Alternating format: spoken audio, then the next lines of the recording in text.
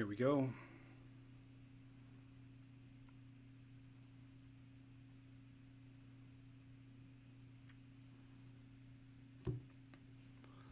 It's Tuesday. My team, 2K24. 10-10. Tuesday the 10th. October 10th. You're all 10 out of 10s, I'd say. But we got some content today. Whoo-wee, do we get some content. But please comment, like, and subscribe for YouTube, of course.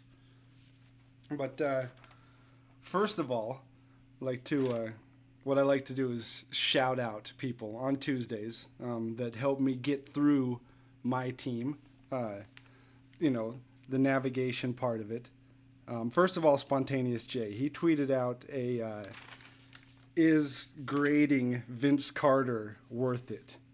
And it was a very informative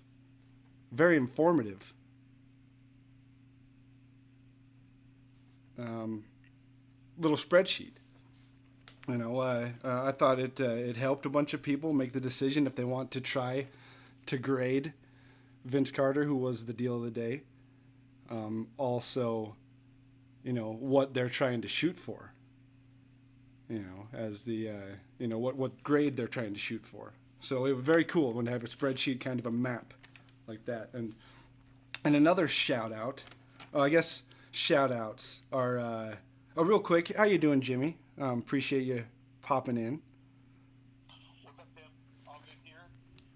I'll let you keep cooking though.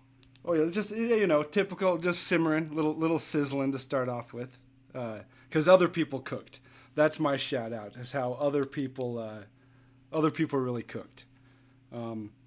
First of all, my teammates, and I know I'm gonna miss a bunch of them, but Michael, No Clue, Zach, Fiji, Twisted, Cabrillo, JR, Caden, Connor, Camilla, Isaac, Rich, Power DF, Floki, Sauce DeVille, and more. Typically I hop on and shout out people who raid the stream. But there's other people who come and hang out and play the game and chill or just vibe with or hoop with. It's those are the shout outs because some streams are longer than others. Some streams are shorter than others. Every stream's got its own little unique story to it as it plays out, as it unfolds. And so, one story that I recently had, it involves my teammates, how my teammates and I took on a gentleman named, let me check his gamer tag, LD2K. Jimmy, are you familiar with LD2K? I am familiar with him. Okay.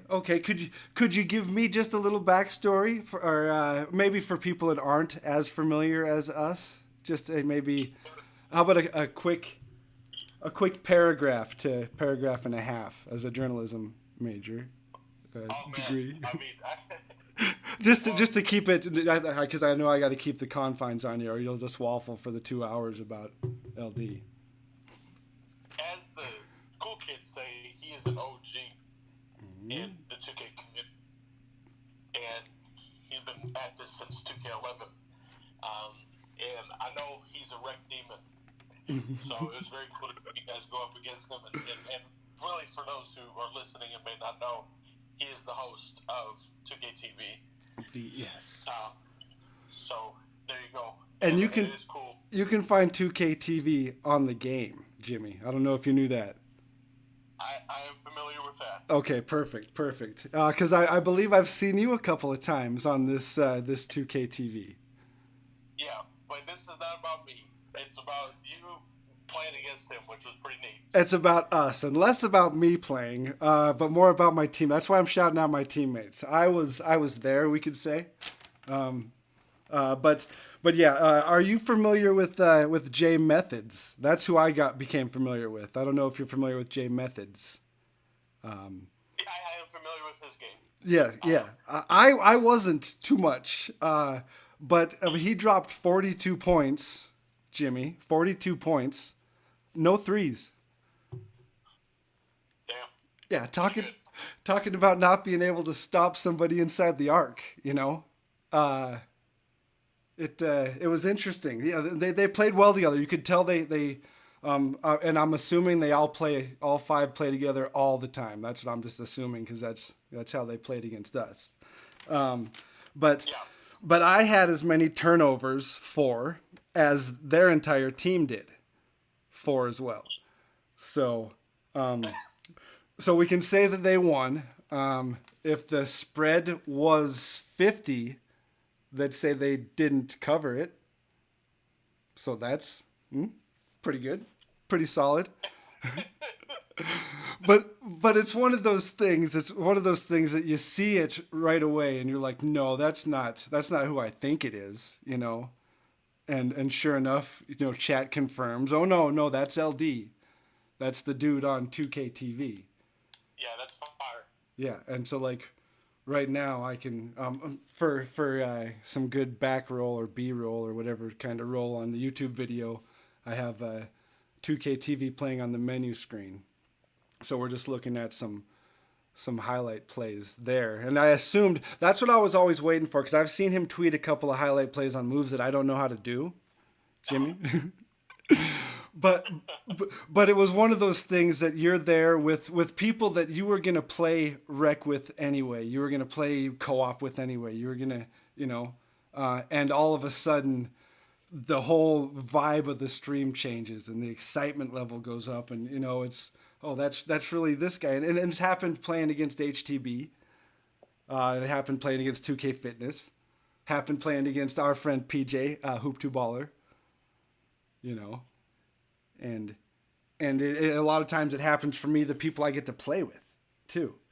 But they won, in the end. It was a good game. Only one of our teammates was sore about it, but halfway through he understood, man, they're just better at the game than we are, and that's why we got to grind, Yeah, I mean, it's a wake-up call, right? Or the patch. I'm thinking if we played post-patch, it's a whole different game, is what I'm guessing. Hey, you should ask him to run again. Maybe I should. Hey, I was surprised that he responded to the tweet, and that's something still cool that you can do in the Twitter sphere, that you can get somebody like the game devs to respond and give you feedback and stuff. And it wasn't trash talk because I already let him know it was a good game for about 45 seconds, and then we knew, hey, okay, now I can switch off the menu screen. There's LD right there. So, all right. Now I'm going to get some back roll into my team, because a lot of things have happened in my team, Jimmy. Yeah, there's definitely been stuff going on for sure. So just to kind of start off, we had the kind of the wrap up of the current playbook that we have for, and it looks like a lot of it was just the series one until a little morsel, a little well, I'd say a giant feat would be a pyramid coming up. Yeah, I would say that it was today and tomorrow are kind of the big days, and then, we'll be seeing whatever comes up on on Friday. Today we got new players for Perfect Build. Yes, so, and that's the continuation to try to lock in the Kevin Durant. Correct. Okay, and it's there. Each set is an attribute. That's what I'm my detective skills are telling me. Yep. You got people trying to make their perfect build, as you just alluded to. Mm-hmm. Yep. This was about attacking and finishing, and so Blake was the headliner today with Levine. I just got to double check and see if this is the real LD before I. Yeah. He's requested to speak, so of course I'm going to allow. For sure. Because we were just talking about you. Oh boy, we were just talking about you, LD. How are you doing tonight? I'm doing well. How are you guys? I'm doing great. I was appreciating your game, your teamwork with certain players, for sure. Nice, nice. What did you run into us playing with? I guess me playing with Team 2K TV. Was that like Rodney and the crew, or did you run into my personal five? With like J Methods, okay. Native, Jeremy. J Methods, that's the name that sticks out. That's the one I was talking about. Of a certain type of Okay, cool. game. Yep, because he scored 42 points. I was just kind of doing a little research. I do this space. We do this space, I should say. It's an open mic community space. So I really appreciate you stopping Awesome. in. It's kind of focused on my team. Be, but with this year being the dual progression, there's so much leaning towards park and rec. Absolutely. Yeah. And that's what we were just kind of talking about. J Methods had scored 42 points without shooting a three. And I want to let people know, if you look at my assists on that game, I was passing to him because he always claims on Twitter he's one of my best friends. He also works at the company, works on the video team for NBA2K. So when you see the trailers and stuff, he helps out with capture and putting those together. So we have a really awesome video team over at 2K. But he's one of my best friends, and he bitches a lot that I don't pass the ball. And you experienced a game where you actually see me passing the ball, so I appreciate that you got to see LD pass the ball and break that myth about me, because I do share the rock a little bit sometimes, a little bit. And we watched it, and that's why I was thinking in the back of my mind, well, why isn't this guy the main focus? I'd be on the mic to my teammates saying, hey, did you know who I am? Like, whoa, 42 points. It's pretty fun because I've been playing with those group of friends for about, I want to say, almost a decade now, maybe like 2K, some in 2K13, and most of them in 2K14 at least. Okay. So we've played, I want to say, tens of thousands of games together in the rec and pro-am and stuff. So it's nice to get on and run with those guys, just because those are kind of personal friends. Yep. And then also, it's nice this year with crossplay because I don't have to go back and forth between consoles. A lot of our Team 2K TV guys are on Xbox. I'm on PlayStation. So it's been nice to just kind of continue the progress. And then, as you mentioned, with my team fans and stuff, I keep getting yelled at by my team developers, and I told Jimmy this too. I have to jump into the mode a little bit more, but every time I jump on, I'm in the rec. I think we've played it close. I think like we've played almost close to 200 plus games in the rec. So I've been grinding my own self, but Jimmy and you guys on my team side are, I always love talking to Jimmy, especially on 2K TV, because he keeps me informed too on stuff. Yeah. Hey, you're a wreck demon out there, man. I see your stat line. So I got like 5 builds I'm working on, Jimmy. So dang, it's pretty good. Yep. Yeah. Oh yeah. Because you ended up playing with one of my online buddies, Stephen A.G. Smith, earlier, and I was like, wow, that is so cool. That just actually happens from time to time. Because I love that. I love running across people, and like you and many others will DM me or tag me on Instagram, and I actually love that. And another thing I want to point out too, so I am playing the game a lot, especially this year being healthy, post kidney transplant. This is the first year I've gone into a 2K TV season fully healthy, so I am able to put a lot of time into the game.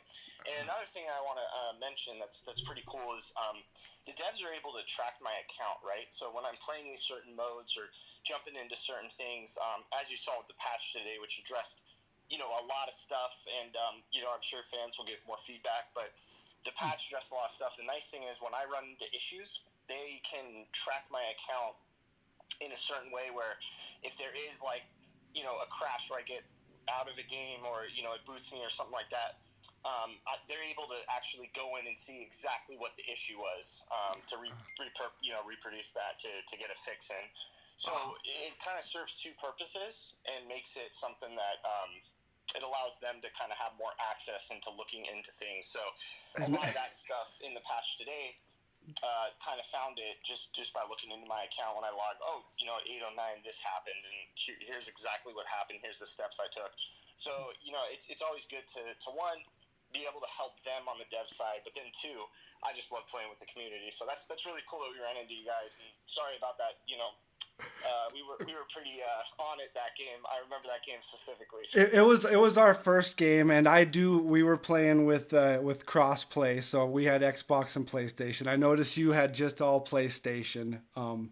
I could Right. probably have like 13 or 14 different reasons. And I was just telling Jimmy, probably post patch, we'd probably win that game. I don't know, but probably don't have time to run it back on our end.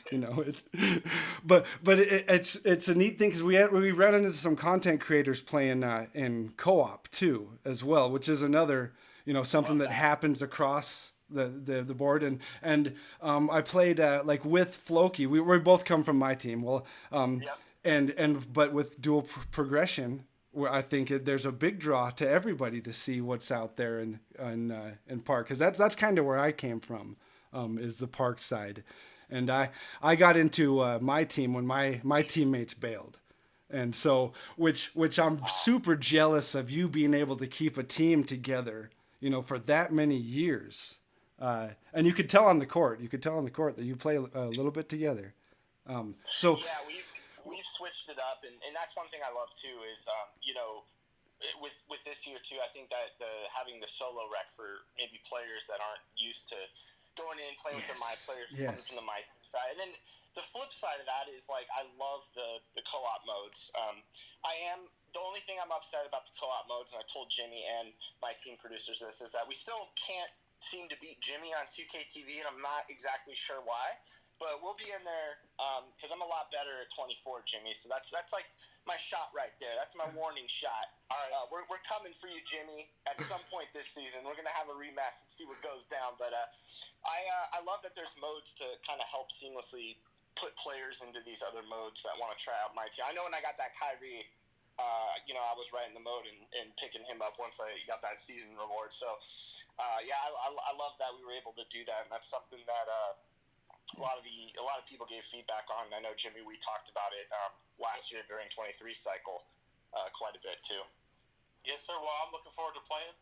I know Tim wants to play. So yeah, we should definitely do that. Oh, I'm always down to play, except when I'm at work or not available to play. I guess that's pretty much everybody, right? That's how we live our life. Except like you, LD, if you get to say, "Hey, I'm doing research. There's a big patch coming up, so I need to play the game more and more and more, so they can test my account." Sorry, hun, got to play the game tonight. No, I think one of the best things for me, and something that I learned along the years of being a community manager, was sometimes the best source is to just jump in with people. And I used to do this thing, not anymore. I thought it was funny most of the time, where I would make a burner account and I'd go out there on the park. This was years ago, during 2K15, 16, 17. Okay. And I'd have a burner account. I'd be like, "What do you don't like about the game? What's your biggest issues with the game?" And literally just talking to people, I always found to be the best method. So I appreciate that over the years. I've met so many content creators, met so many people who love 2K, have made so many relationships that when stuff does pop up, I've had a ton of DMs from, you name it, content creators, people on the top 10 leaderboards, just people saying, "Hey, we're seeing this issue. Can you relay this?" And I'm really glad, like with the patch today, a lot of that stuff got addressed. Mm-hmm. And I always appreciate the community being able to communicate that with me, because I try to do my best of forwarding that on, as well as having, the actual community teams at 2K have the Discord set up. And Jimmy, I know they're very active in Reddit and stuff like that, as you all know. So it's just great to see that team grow to get more feedback to the dev side, because you can have stuff like today where, pretty big patch today that addressed quite a bit of stuff, which I always love to see. What were you most excited about? Like, if you had to name two things, because one thing that I'm kind of spoiled myself with this space, I get to just ask Jimmy every Tuesday. I get to say, "Hey, what's going on of stuff I've missed, and so of the patch, I hear, I look at Twitter. I'm a big Twitter fan. I use it a bit. And so I see kind of the pros and cons, the goods and bads, but I don't know what. I've never been able to ask somebody that's this deep into 2K and the patch to say, "Hey, what if you got to say, okay, this is my favorite things about the patch? Give me like two of them." Two of them. One was a bug that got addressed. That's sometimes things happen that aren't intended. So like, bugs exist in every video game. So one of them got addressed that I'm really excited about because I want to rock my custom shoes in the rec. So I'm excited that got also addressed in this patch. Now you can wear custom shoes. I make a lot of customs. So I like wearing those in the rec. Like right now I got the reverse Grinches on, so you're going to see me running in those nice, beautiful red reverse Grinches. And then the other thing that I think is a big one across the board is the Mamba mentality takeover will now show the sheath, the Kobe logo. So when you get your Mamba mentality prior to this patch, like for me, it would either be defense or shooting. So if I had Mamba activated, it would just show that logo. Now you'll actually see the Mamba mentality logo, so people will know, hey, all your stats are boosted in that moment because you have Mamba mentality active. And your teammates can now find you and maybe not just think you have like a shooting, the shooting one activated, the defensive one, or the playmaking one. You have everything. So that should stand out. It'd also be interesting in real time to see how defenses shift to, because there were times where I would get the Mamba mentality badge because I use Sponge personally. So my teammates would build it up quickly for me even when I wasn't doing anything. And once it activated, they would think I have the shooting badge, but now it'll be interesting to see how teams kind of defensively adjust to who has the Mamba mentality takeover enabled. So that one I think will be really interesting. And then of course I, like all of you, I haven't dove into my team too deep this year, so I'm really curious and excited to just kind of read feedback on what all the various communities are saying about the patch. Yeah, we know Jimmy has changed the game a little bit from this year to last year because we always asked him to fix it. That's for sure. But I was looking at the Mamba mentality tweets and that symbol. Man, you guys nailed it. You guys really did nail it. That's pretty awesome. Yeah, and looks like we might have lost Jimmy. We'll have to get Jimmy back in here. But imagine, okay, your teammate already just has shooting takeover, and he's already saying, hey, imagine not passing me the ball. Imagine not passing me the ball. And now he's got the Mamba mentality of takeover.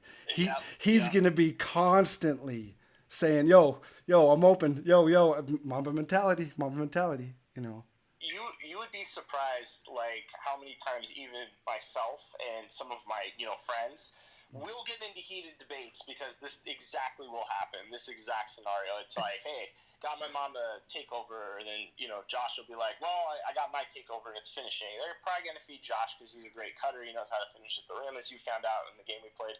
So it's like this constant tug of war, especially when we're doing well.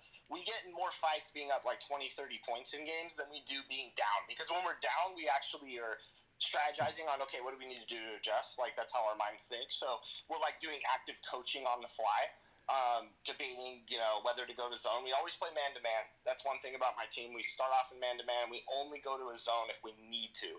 We don't start off, blitzing people and doing the 2-3 stuff, which I don't personally like, but I understand why it's there, and I understand teams are built to do that. When do you call off the full court press? When do you decide no more full court press?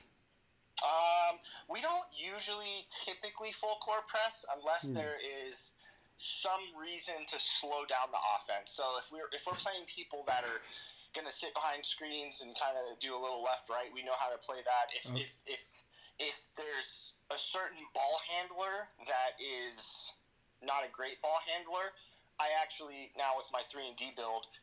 Will go and actually harass him all game because I just want to slow down their offense. So it just depends on the play style. Some teams are better when they're slow, and there's a lot of teams that are better when they're fast. So I think for us, it's just recognizing what we can do in the moment, game-to-game situation. But typically we come out running man, playing straight up, one-on-one. Let's go. Let's see what you can do. We'll do switches if we need to, but, we don't run that much zone in 24, which is kind of crazy to think, but yeah, we don't run too much of that. How many builds do you have? You would run a 2-3. I would thought you were running 2-3 because you're sweating. No, I'm just playing. No, you know what? I don't like to come out and just run 2-3 against people because I know it's sort of the meta in rec and prom, but we try not to do that. No, I gotcha. Unless we're feeling feisty and like someone talks trash or we'll always keep. Let me tell you something, Jimmy. I always keep a hot mic on. So I'll be in a party talking to my friends on an iPad. I have my PlayStation controller, and I have it, activated. So if I hear something, like somebody saying something, whether it's in park or, we'll be playing solo rec, time to time, and I hear something spicy, I'm like, okay, based on that comment, now we're really gonna sweat. You know what I mean? Not like trash talk, but when people want to, jaw a little bit, I'm like, all right, that's cool. Yeah. Well, hey, that's good to know, guys. If you guys are ever playing in the rec, now you know that LD has a hot mic on at all times, so become familiar with this game. Yeah, we don't. I don't know if that's a good thing I just admitted that or a bad thing, but we'll see. Yeah, you don't bulletin board material. That you're just waiting for bulletin board material. Just something to go. Oh, that's it. Okay, number 4. He just said this. All right, he's not scoring the rest of the game. It's fun though because I think the different game modes, different styles from people that are very, very sophisticated at the game all the way to people that are new. Like, my wife tries out the game, and she's, for her, it's a little overwhelming to play. So it's always interesting talking to the wide spectrum of people on what they like, what they don't like, what's difficult for them. Right now, I'm training Alexis Morgan to play center. So I expect big things from her in her debut on Team 2K TV later this season. I will say that. So we're getting her ready on the court. She's getting on the court this season, and I'm gonna train her. I'm gonna get her a nice little center build. Not gonna quite say what that's gonna be yet, but we've been talking, and I've been talking to the Team 2K TV guys. So I'm hoping to see her out there playing rec and her, really really digging deep at the game this year. It'll be pretty fun. What's the first move that you teach somebody then? Because there's a lot of 2K. It's not Nintendo. It's not AB. It's not jump, shoot, or pass. There's a little bit more to it. Yeah. So, and I've seen you on Twitter. Jumping over the basketball and then shaking. Shaking your tail feather. I don't know if that's what it's still called, but to people before you shoot. I definitely like the game this year because we opened up the mid range. This is something that a lot of the content creators early on in that gameplay session that Jimmy was also a part of, we were talking about, and Mike was talking about how important it is to kind of open up the mid-range because for far too long, especially in 23, at least personally, I felt that it was a lot of threes or it was a lot of driving, a lot of rim running. So I like having the mid-range this year because you can actually break zones when people are playing pretty tough zones. Mid-range is absolutely deadly. So I think for certain people, I hope they can start to think about the game differently in terms of opening up the mid-range game. That will actually give you a lot of success this year. But then the second thing for somebody new to 2K, definitely hop in 2KU, do the tutorials. I hopped in there, I think a day before the game launched, and I was in there for 5 hours. And I was just dedicated to learning the ins and outs of the game. And I think you can see across the different builds. I play defensively. I play offensively. I have, a 6'5" shooting guard. I have a sharp. I have a point guard. I have these 2, 3, and D players that I really like. But I think hopping in, going into 2KU, and just the repetition. And one good thing one good addition to 2KU this year is that you can go in and you'll actually have the indicator that tells you you're successful on something. So it's a little bit easier. It's more user-friendly this year. You'll know when you've accomplished the move. And then going in there and just trying stuff out, and getting comfortable. For Alexis, I'm going to teach her how to rebound and block and, get the easy putbacks. When the hands up, I'm going to make her a defensive monster, so she's just raising hell inside. That's kind of the plan I have. And center's solid especially with shooting. I'm a bit of a streaky shooter. Some have called me a lot worse, but I'm a bit of a streaky shooter. And thank you for reason number 7 of why your team won. You were in 2KU right before the game dropped, so that's why you had an advantage over me and my squad. So just had to note that. Yeah, it's fun. And we've played so many games over the years together. And this is your IRL group of friends. So you guys all grew up gaming together. That's true. So here's kind of a cool little backstory. I don't think I've shared this publicly. So I met I met one of my good friends. I was streaming Destiny back in the day, just having fun, checking it out. I think it was the beta. It was the Destiny beta. And I needed help finding a key. And this one guy was like, hey, I can help you if you want. And he sent me this little guy, and he's just helpful. He's just chilling in the stream. I wasn't like tweeting out the stream. And I was like, cool, like he's really helpful. And so I just started, we started talking. He's a big 2K fan. And we just started playing 2K together. And then he introduced me to one of my now best friends, Josh. And, we kind of kicked it off, played 2K. And then we were playing, I think it was Star Wars Battlefront 2 or something like that. Or Star Wars Battlefront. And, we found another friend in a match. He was on the opposite team. We just messaged him. We're like, geez, you just annihilated us. Like, you should come play with us because we were top 3. He came over, and he's like, hey, I love 2K too. And we're like, okay, great, come play point. And then, it's just like you meet – it's crazy how you meet people over the years. And, yes, they've all had, an affinity for gaming just like me. And it's seriously cool to see, our group still playing and loving the game. And even though we yell at each other, I'm sure that would be a not approved episode of 2K TV if I had us on all together. I'll put it that way. That'd be the best, though. Oh, imagine that.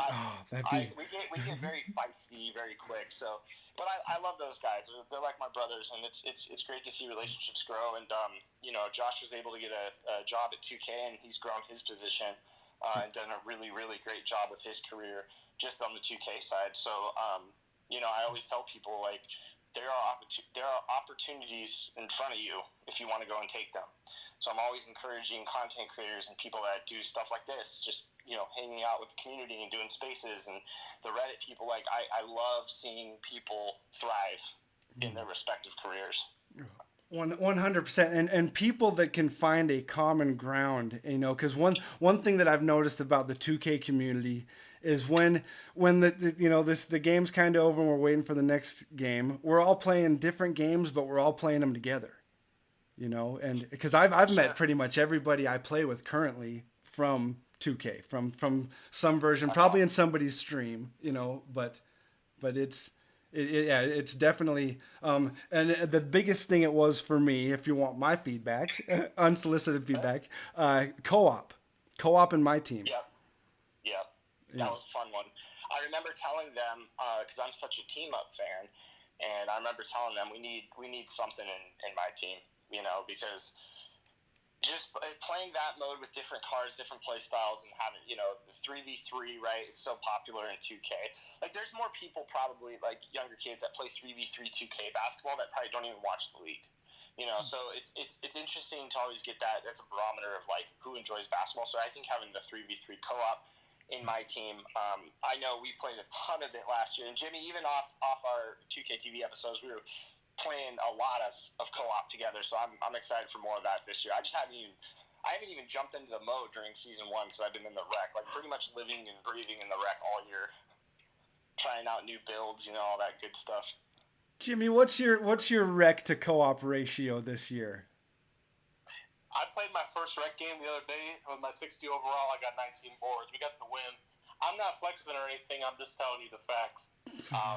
Little no squat. I'm gonna say Jimmy was going up in one of the sessions. I can say this, Jimmy. But I watched Jimmy in the very first, his first day of playing the game, and that early feedback session with Mike Wayne that we had featured on 2K TV over the summer. I remember Jimmy grabbing 20, 24, 25, 26 rebounds. Yep. And I was like, ooh, okay, Jimmy. Coming from the MyTeam community, going up against other 2K League pros and very, very, very good content creators. Mm-hmm. So, I just, I was impressed. I like seeing Jimmy do work. It was actually kind of fun to watch him dominate. I appreciate that, Chris. No, I love to hoop. I love to get up and compete. So, it's been fun. And some of the sweat, though, even this year, some of the sweat is versus the AI. Because what we've seen playing, me and my friend No Clue, we were playing some twos, and we were on our way to a victory because I was hitting middies. I was hitting the mid-range, and things were going well, and one of the dudes lagged out. Right. And their AI cooked us. Oh, boy. It was, and we could feel it. We could feel it coming because we just couldn't stop. We couldn't get it. It was interesting, to say the least. So I feel like the community is one to blame on how good the AI is this year because in terms of people complaining about the AI in the rec, and sometimes when people get disconnected, whatever, leave the game, quit the game, their AIs are very good. But remember, a year ago, and I'm guilty of this too. AI cheese. We all were doing the step back threes. Oh, there's an AI. Give me the rock. All the time, all game. Every day, all day. Everybody's to blame, including myself. Mike Wayne caught that. He caught that. He they increased the AI on the team. They're tough. I agree they're tough. When I see a couple AIs out there, you can't leave them, especially in the rec. I'm sure it's the same thing in my team. You cannot leave AIs open. That's a big gamble, and I wouldn't advise it because they're going to hit open shots. And to be honest, I think it's good because it incentivizes you to actually guard the AI and not just take advantage and not just blitz on zones and stuff like that when people drop out or it's 4-on-5. Yeah. So if you're even if you're undermanned, you lose a teammate or it's 4-on-5, use that AI. And it probably really helps in the no squads rep or the rec, no squads rec too. Yeah. That the AI is competent, because I'm betting there's a lot of people that are like, hey, I don't have a squad, I'm going to give this rec thing a try. And then if halfway through the first quarter they're like, nope, not for me. I've had a lot of fun in no squads. Like when I was getting match press, especially the first 2 weeks, I was in a lot of rec no squads, and I just enjoyed. People would be excited to obviously see I was in the game with them, but it was really fun to just play and meet people and chat it up. So I had a lot of fun with that. I might do something like that on 2K TV this year too, like a no squad rec thing, where I just pop into a couple games and see how it goes. But I love that burner thing though. I love that burner thing. That's hopping in there, hopping on game chat, which you definitely have to edit, but get random rec feedback, and then you make some kind of crazy moves with your low overall, and they're like, wait a second, who is this guy? Like it's like when I'm out there with people, I definitely try to let them shine, right? It's like I'll get the stops, like my 3-and-D J Methods, shout out J Methods. Yep, he shined. Yeah, but exactly. But it's like when I'm in random rec, I try to let them. But then like there's been problems where it's happened the other way. It's like they'll only pass to me, and I'm like, no, you're open, shoot. And they'll literally keep passing to me. I'm like, no, shoot the ball. They're like, no, LD, you do it. I'm like, no, you do it. So there is like that happens sometimes where they'll like want to pass to me, or they'll like ignore their other teammates. So when I go in there, my mindset is like, okay, I'm a 99. I got my badges. Like I've grinded out, 4 legit builds that I play on. I'm now down to 2 that I predominantly play on.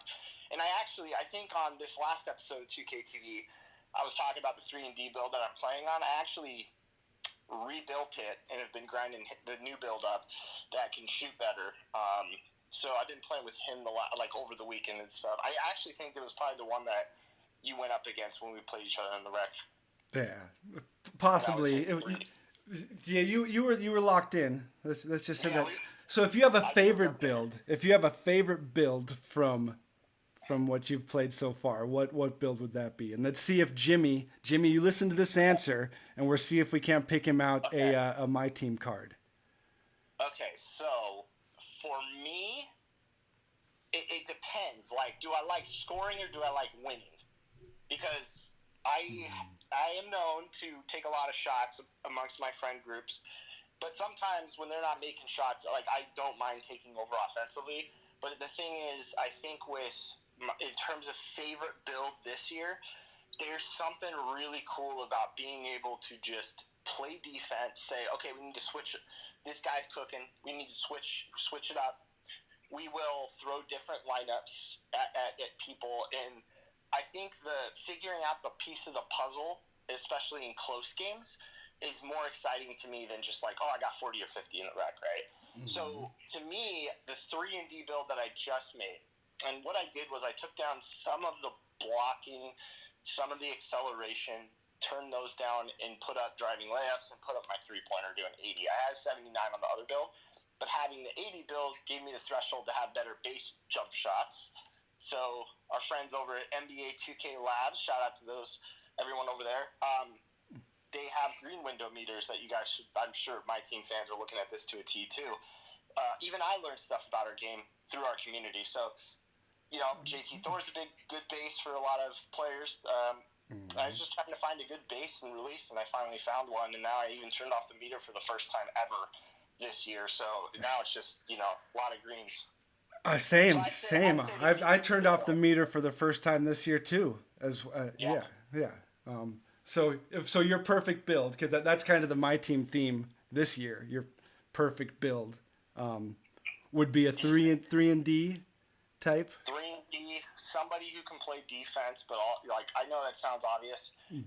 Focus on defense. Don't sleep on defense this year. And then if you're looking at someone fun, like the players that I'll like in my team, besides all the Lakers, Jimmy, probably players that are players that are shot creators, or being able to get their own offense, find their own offense, create their own offense. You're a park rec sweat through and through. You don't know how to speak without speaking in shot creator paint beast type lingo, huh? I'll get waxed, man. I ran over to Rise one night, and it was torture for me. It was hilarious, but it was like, LD's on our court. Oh, they're coming to Shake's affiliation? They were like, it was brutal. Oh, yes. I don't think I've taken so many L's in a row in the span of like 30 minutes as I did that time. But rec, I love 5-on-5 basketball, right? Like that's what I grew up playing with 2K. That's what I played in college. So for me, 5-on-5 basketball is the most rewarding, and I love the rules. But I love that people have different modes to hop into. Just because I love rec doesn't mean it gets any more love than any other mode. It just allows me to give feedback on the 5v5 scene. But as Jimmy knows, with like these test sessions, one of the things I really loved was how you had these different backgrounds of people that were player locked, or 3v3 players, or 5v5 centric players, or God mode players, whatever. It allowed them to have these conversations and talk about the game from the various aspects and all the modes and options that we have available. So I love sitting in on those conversations, which can't really share more about that, but it was cool seeing the development team have dialogue, not just take feedback, because they can get feedback from anywhere, anytime, whenever they need it. Having dialogue with high-level 2K players and people that love the game, that was the most rewarding thing. So I love seeing that. Well, one thing I wanted to say real quick, as far as 3-and-D, it sounds like you're describing the Scottie Pippen card we have. Yep. As far as defense, my opinion, the best lock, there you go, there's some park terminology. Nice. The best defender I've used is Sean Marion. I know he has a goofy release, but as far as just collecting the 500 player cards you have to get for him, that card has amazing defense and great rebounding. You can run him to 3 or the 4, probably into 3.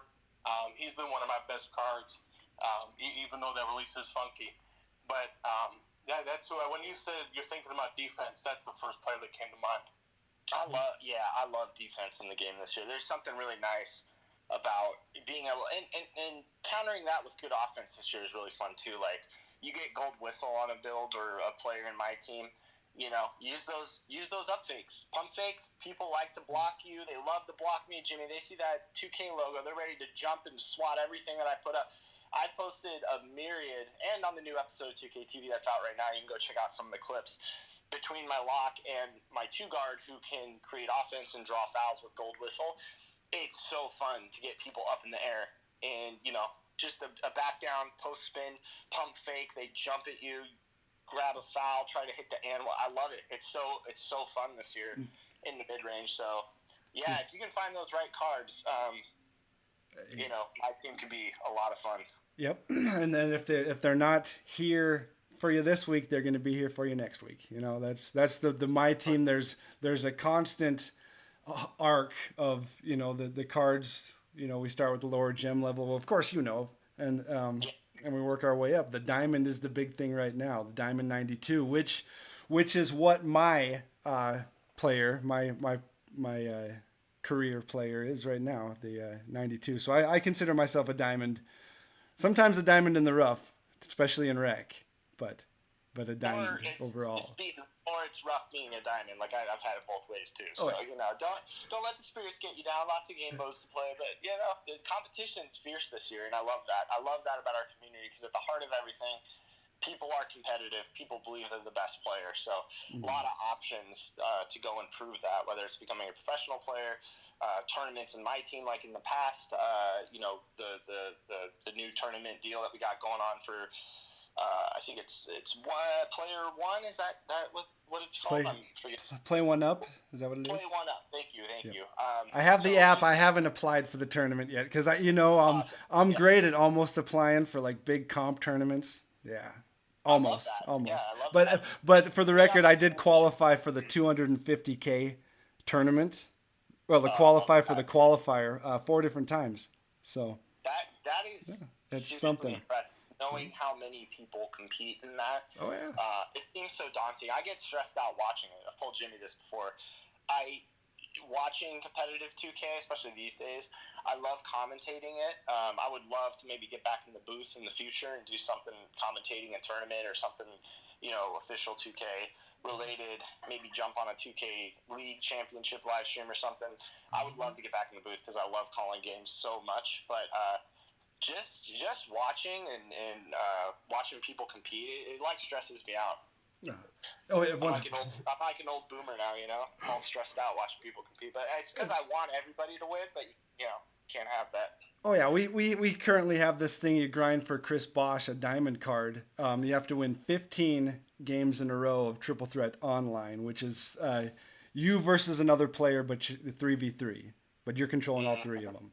So and that's a lock in itself, Yep. Those gauntlet games or those gauntlet type of challenges are really fun. I don't know how streamers do it. Like I tell Jimmy all the time, I need to be fully focused. I ignore everything around me. I think Alexis has said it on the show. Like when I'm really locking in, I get very quiet. That's exactly how I am. I get extremely quiet and just want to communicate the game. And sometimes I have to be like, oh wait, we're on camera and I have to talk to. So it's a challenge for me. I really admire streamers that can play at a high level and also talk to their community and stuff. I think that's absolutely a very what's the word I'm looking for? It takes a certain kind of person to be able to pull that off. Let me put it that way. Oh yeah, you got to be very versatile to do that. And you used to stream before the whole 2K thing. Is that what you mentioned? During 2K, like I remember when streaming on console, I would ideally like to get a setup. I was actually just talking about this today with our team, like get a monitor set up so I could, not have a camera in front of my TV when I play at home. But I think I'm gonna do 2K TV versus the world in the studio, which will allow me to not have half my screen blocked by lights. So that should be just an instant upgrade, which will be fun this season. Looking forward to that. Yeah, but I don't have a streaming setup. I thought about it in the past, but it's also we're on such a tight schedule from week to week, getting approvals and getting these episodes out. Production schedules are crazy, so it is like I do try to decompress sometimes, 100%. At home when work's over. So doing more content, I know because I've given this advice to other content creators. You don't want to burn yourself out. And I give that to everybody. Because you burn yourself out, you're not going to be making content because you love to make content and you want to see it be successful. You're going to be making content because you have to make content. And that won't produce the best results for anybody, right? And it also wear on your mental health. Yep. And so then you'll stop doing it. You'll stop doing it too. If it's not something you enjoy, that's because what I've kind of approached it as is I'm just playing 2K because, as a working person, with family, you got all kinds of different requirements. And so I was a big auction house guy for 2K in the past and in my teams in the past. And now I'm thinking like, okay, what do I want to do when I hop in the game? And previous 2Ks, it's, from 18 to 21, it was always park. I always had my park guys. And so, nice. and then my team, it was more of a social or not an antisocial game. You play yourself, you build your own team, you play against other people online, you build your own team, you play against other teams. So it's not really a social thing. And then co-op came around, and then they got rid of the auction house. And I'm like, what my favorite thing to do is just play with people. And now since I've been streaming, if I want to play with somebody, you fire up stream and you say, hey, who wants to play co-op? Or typically they're the ones that talk me into it. And all they have to say is co-op ? And I'm like, yep, we're down. And it's a co-op stream. And I love that. And so and somebody even last night hopped in, said they want to try streaming 2K. What's their advice? And one person said consistency, and I said make sure you do what you like. That's for sure. Do what you like. That's a big one, and I've preached that because it's easy to get down. It's like I think a lot of our community puts a lot of pressure on themselves and content creators to be the best like player they can possibly be, and sometimes your mindset, you just want to go and maybe have a little bit of fun, right, and not compete at like the highest level in that moment. So I think there's a lot of pressure on people that if they like lose games, it's not going to be fun. I think just I try with everything we do to show how much like people love 2K.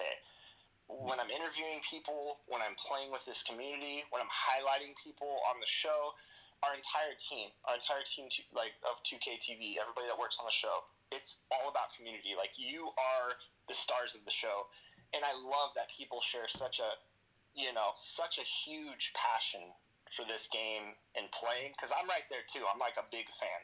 I'm just lucky I work here. That's the truth. Like, I'm lucky I'm here. I'm blessed. I never take a moment for granted, and I just want to prop up everybody in the community that I could possibly have on the show, because the community is the lifeblood of everything we do, and I love the passion around the brand. So it's fun to mix it up and get in there and see how people create content, and we're looking at a lot of new and upcoming streamers and content creators, and it's going to be fun to meet new faces this year. 100%. It's been, and that's the thing. A lot of the MyTeam players, a lot of the MyTeam content creators, we sniped in the auction house, and that's what we did. We uploaded a video, or we sold shoes. R.I.P. Shoes. Shout out All City Big Heck, my boy. But we did something that it was easy content. It was like, hey, we bought this for this and sold it for this. Easy content. And so now a lot of us are like, okay, what's the way? Oh, views are down. No, it's like, well, the game has changed. So what do you enjoy doing? What that's a big one. Where do you get the passion back? Yeah, exactly. There's bad nights on 2K. I'll get on, have a game or two, and I'm like, yep, I'm off tonight. I think we've all been there. Like, you will get destroyed, and you'll get taken a little, So it's just, I always tell people, just do what you enjoy doing. There's so much to our game. There's so many, like, sub-communities of sub-communities out there. It's always, I've never envied our development team in the sense that we have so many options for people to play, so much feedback flying in from every area all over the world, to be able to like focus in on the issues and stuff. Like, that is a tough job for how many people play this game and how vocal our community is. But I'm really proud of everybody on the dev side, just being able to turn out patches like today, and just listening to all the feedback and having dialogue this year a lot more, I think, than previous years, which is really cool to see. Like, I learned stuff that are in patches from developers sometimes, just like all of you. It's not like I have all the notes in the back of my hand and I know everything that's coming. It's not even close to the case. So it's cool to learn little things here and there. Okay, so you don't play a bunch of rec games and say, no, I need this to make me better. Okay, so patch this and this. No inside. No. Okay, all right. Sometimes if I go with feedback, they'll be like, yeah, but okay, let's see what community. And I've understood that for years too. It's like, my feedback shouldn't be any more important than a community members or people that are playing or streaming, or just fans, just somebody that picks up the games, checking out rec. Like, all feedback should be equal, but it's important to make sure that those people can be heard, and so that's something that I have always pushed for in the past, and I continue to tell people, speak up, like, let people know your feedback and your criticism. Just be respectful about the criticism. That's all we ever ask. You don't want to burn a bridge because maybe today you're just a fan of 2K, and it's cute to fire off a tweet that maybe you'll regret later on. But what happens if you decide to get into streaming in 5 years, right? Yep. Oh yeah. And it's easy. Not talking from our point of view, but like, if you're yelling at X company, and then you decide to go work with them, like, background checks happen all the time. Like, just be smart with how you conduct yourselves. Yeah, that's awkward. Yeah, that's awkward there. Yeah, there's a fun story about me growing up as a small hoodlum boy that was caught shoplifting from a certain store, and I ended up working there about 12 years later. So, that's everybody there was different, and I was a small child, and I don't condone stealing. Okay, just throwing that out there. But yeah, kind of a fun little story that typically doesn't happen in the social media age. If you're one to attack something, it's harder to say, hey, whoa. It's hard to not think it's a Trojan horse. Yeah, but our community, I've found a really positive uptick, I think, in our community and giving feedback this year, and I really have enjoyed seeing that just from somebody who does work here. Yeah. I think people are being super respectful about feedback, most people, and are able to see that the results are coming in, based on that feedback, and that's really good. And from the outside looking in, it seems like the result of that positive uptick is the back and forth communication, not just kind of the community yelling and shaking our fists to the wind. Oh, we hate this. Oh, we hate this. There's a lot of between you and Mike Wang and Evan and Stacks and anybody that has anything to do that with the social media side, the people that we talk to. Because I'm sure that Mike Wang has a whole team of developers. He's not just there doing science on the game himself. 100%. I always tell people you will never see many faces that make all the magic happen. Like, I absolutely, it's remarkable how talented our development team is. There's certain times where I'm able to get access to that, and there's certain times where I'm not. And I will just say, from being here since 2K11, worked on every single title since 2K11 in this franchise, I have always just admired what our development team can do. Looking at, the industry and how development teams come and go and the challenges of video game development, there's a lot that people take for granted. Like, the easiest request is not easy. Like, that's the best way to explain it. It would just be so simple if Mike touched a slider and it could go down and that would fix. No, that's not how at all it is. And it's something that I think people within the industry kind of understand. But I've always admired what the visual concepts team can do. So the urban legend in the MyTeam is like, well, why can't they just get Klay Thompson to stop guarding the center? There was something that the Klay Thompson build would always switch and guard the center. And I will say, like, Jimmy, without going into details, when you were at that session, there was actually something similar to what he just said about, well, why is this player passing the ball a certain way? And you remember the dialogue that was happening there. I think one thing that was really cool for me is to see, like, Mike talking to people in the Next Maker program that are there for these early gameplay feedback sessions and continuing the dialogue today, I might add. But to see the dialogue happen to explain why certain things are the way they are and how we can improve it in the future from a development side, then it kind of adds some clarity. It's like, oh, okay, that makes a lot of sense. Because sometimes you maybe think, hey, we should do this. This would make more sense for the game, until you actually look at it, test it, and then it's like, that's not a good idea, because that's going to actually create more problems over here and here. So it's like the lesser of two evils. Like, what are you going to run with, Yeah. While they continue to improve it within the systems that may take a couple of years to improve. And now with pro play and stuff like that, the game's going to continue to evolve from a gameplay standpoint. But yeah, again, I don't envy our gameplay team. I think that they do an incredible job, and I'm loving the game this year. Hey, I'm on board with you as far as the enjoyment of the game, and I think it's all. And I tweeted something a couple days ago about you can almost enjoy any game depending on who you're playing with.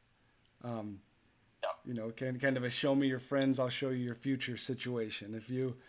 If you play a game that's very boring but you're playing with very entertaining people, it's a good time. Or if you're playing a game that's very fun with very fun people, it's a fun time. Or, if you're playing a fun game with people that are not fun to be around, it's a bad time. It's almost like we pick our poison. Yeah, exactly. So, yeah, it's it's fun, and I always enjoy jumping in spaces. Jimmy, I do have to make dinner, or my hangry wife will attack me. Just kidding. I need to go make some dinner, but I appreciate you guys having me on for a few, and I hope you guys are enjoying my team. Continue to let all that feedback be known, Jimmy. I know you have people in the right direction, have people going to the right direction to give that feedback, and I'm just here to proclaim that Jimmy's winning streak against 2K will come to an end this season. I like the way you're talking, man. I like that. That's not a prediction. That's a spoiler. I appreciate you, LD. Thanks, Chris. Thanks a ton. Right. Have a great night. Have a great night. All of you as well. See ya. Yeah, so you're undefeated on 2K TV, Jimmy. I didn't know that. Yeah. Hey, that's pretty awesome. That's good stuff. I honestly, this is serious. And in 22, it was just me, but in 23, I was carried by my teammates, so couldn't have done it without them to get those 2 wins. So shout out to Blazin, Cam, Chris, and Jay for carrying me to a couple wins back in 2K3. Oh, we like that. We like that. And then there's a little bit of a line drawn in the sand. Next time you're on, it sounds like some sweats coming your way. Oh, I hear you. I'm ready for it. But at the same time, listen, I've waffled enough. I'm sure there's people who want to go ahead and start talking. So talk about a W. That'd be my W, Jimmy, for today, for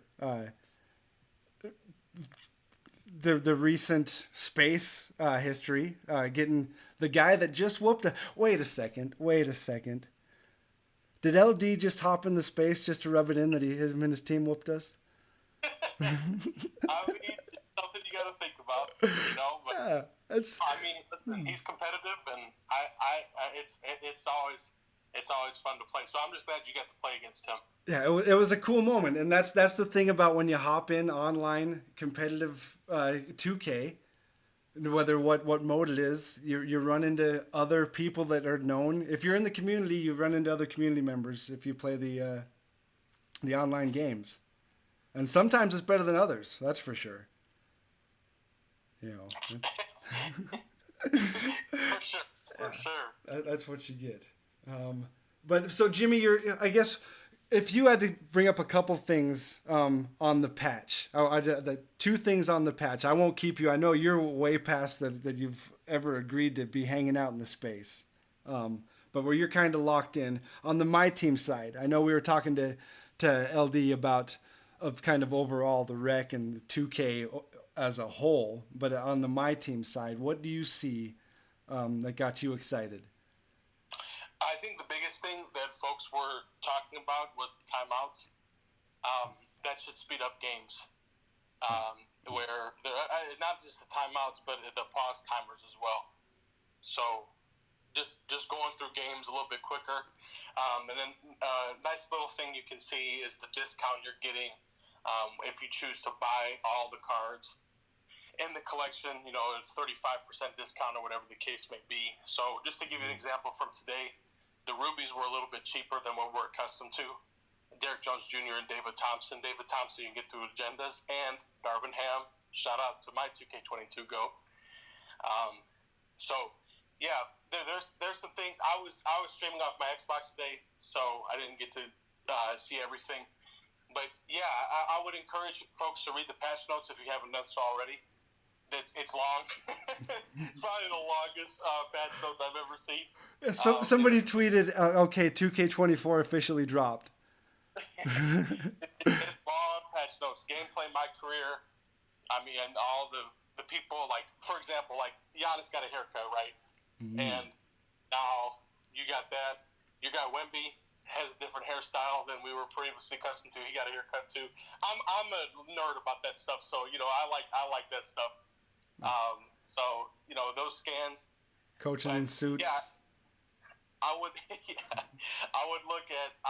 definitely take a look at the patch notes if you haven't already. Take 5-10 minutes to go through them. There's quite a bit on the MyTeam side, but yeah, to answer your question, I'm giving you a long answer to your short question. I'm definitely waffling about, but at the same time, the pause timers and the timeouts should make things go by a little bit faster, which is a good thing. Real quick here. I do have to give a shout out to somebody before I step out. I know we got some speakers. I want to give a shout out to somebody in here. Big boy, he popped me so bad in salary cap today. I was really just chilling. Yes, we get it, Jimmy. Scholarship for you. Yes, buddy. We get it. he was ready to play, and he's been a W Men's for a long time, and maybe entitled to compensation. So I just want to go ahead and give him a shout out for just absolutely destroying me today. So much love, brother. That's awesome. Yeah, we like those kind of shout outs. Remember the space after one of the qualifiers where Rice came in and we talked about how bad he whooped me? That's fun. That's fun. I was having flashbacks with LD a little bit. Yeah. I feel that for sure. All right, one other shout out. One other shout out, Jimmy. And I'll let you off the hook. I know I've got you here for a long time. We get to Rich, we get to Trelli, and anybody else. This is this open mic, my team stuff. So if you do want to give your opinions on the player market, the new cards, the grinds, we've had a 15-0 grind. We're doing a pyramid of power, some kind of exercise challenge, I believe. We're doing that tomorrow. But yeah, this is open mic. We got Rich and Trelli coming up next. But another shout out from you, Jimmy. Another shout out from you. No. I want to give a shout out to Rich because I know he's about to cook, and I'm sure he's about to roast me because he likes to troll me, and he likes playing the heel. So I'm just gonna give him a shout out and give him the floor because it's time for Rich to cook, baby. Well, first up will be Trelli. Could be just because he's a first time speaker in the space. So, and Rich, we love you. Cool. And I shouted you out for being one of my teammates earlier, Rich. So I appreciate you. W. And Jimmy, as always, thank you a ton. I know it only says number 7, but we're on a lot more than 7. Yeah, no kidding. Cool. Thanks, guys. Thank you. Trelli, how you doing? Hey, I'm always fantastic. How are you? I'm doing good, doing well. What I like to do, we start off our little spiels here is talking about wins, IRL wins, something that you can, we lost show and tell. Ever since we grew up, we don't have show and tell anymore. So the floor is yours. Just talk about a win that you've had recently. Oh man, I got very blessed.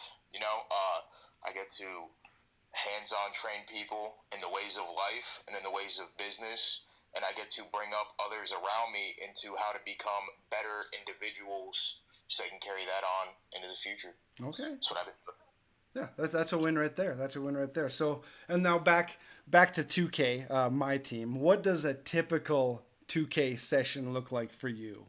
Like when you get to sit down, load on, what does that look like?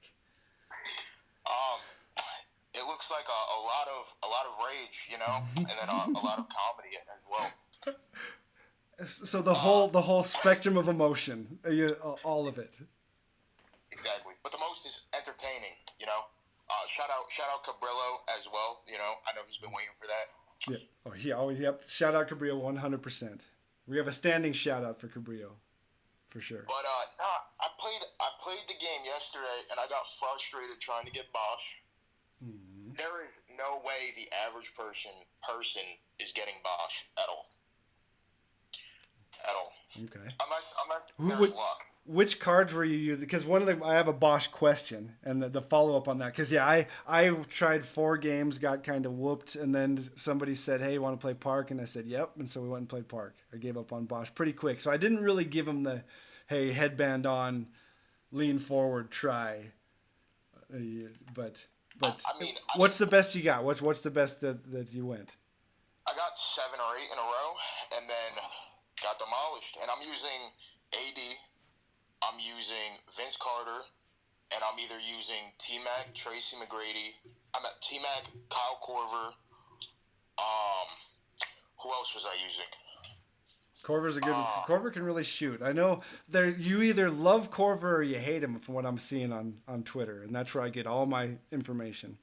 Twitter. Yeah, no, he's solid. I was using Kyrie. That was the other card I was using. Okay. And there was the issue of players slipping. It kind of felt like I bought NHL instead of 2K. It was crazy. My players are like, I don't know if they fixed it. I haven't played it after patch, but I know before patch, felt like they were sliding. Oh yeah. You get too close to the defense, and you can kind of tell if you're running up, and you can tell the defender's coming towards you at the sideline. You're like, "Yep, he's bumping me out of bounds right here. Yep, and bump me out of bounds right here. And Facts. And then another thing that's annoying is it seems like there's not any skill in having to call for a screen, dribble a certain way, do the little snatch back, shoot a three. It's in. It's like, come on. If I really dedicated a week of my life, I could perfect that like any typical person that can really indulge in the game. yeah, that looks like that YMCA game down my local YMCA with the big screens and the guys that just shoot. You know, the guys have been playing basketball for years and they have an awkward jump shot, but man, they make everything. But the pick and rolls, it's so you think that the pick and rolls are too overpowered, or they're pretty OP, especially if they have Shaq. Bro, I faced somebody with Shaq, and it was I was having fun, but it was wild, bro. It was wild. Oh yeah. So you do got Kyrie. What did you think about the level 40 grind? Honestly, I bought it first day. Okay. I just got out the way. All right. Easy grind. So it was pretty easy, the grind. It was, but honestly, it took the fun. It took a little bit of fun out the game, and I'm not gonna do it again because at that point it's like, okay, what am I gonna grind for? Domination, unlimited. It takes a certain grind out of the game, which, in my opinion, I should have just let ride because it would have made it a little bit more fun.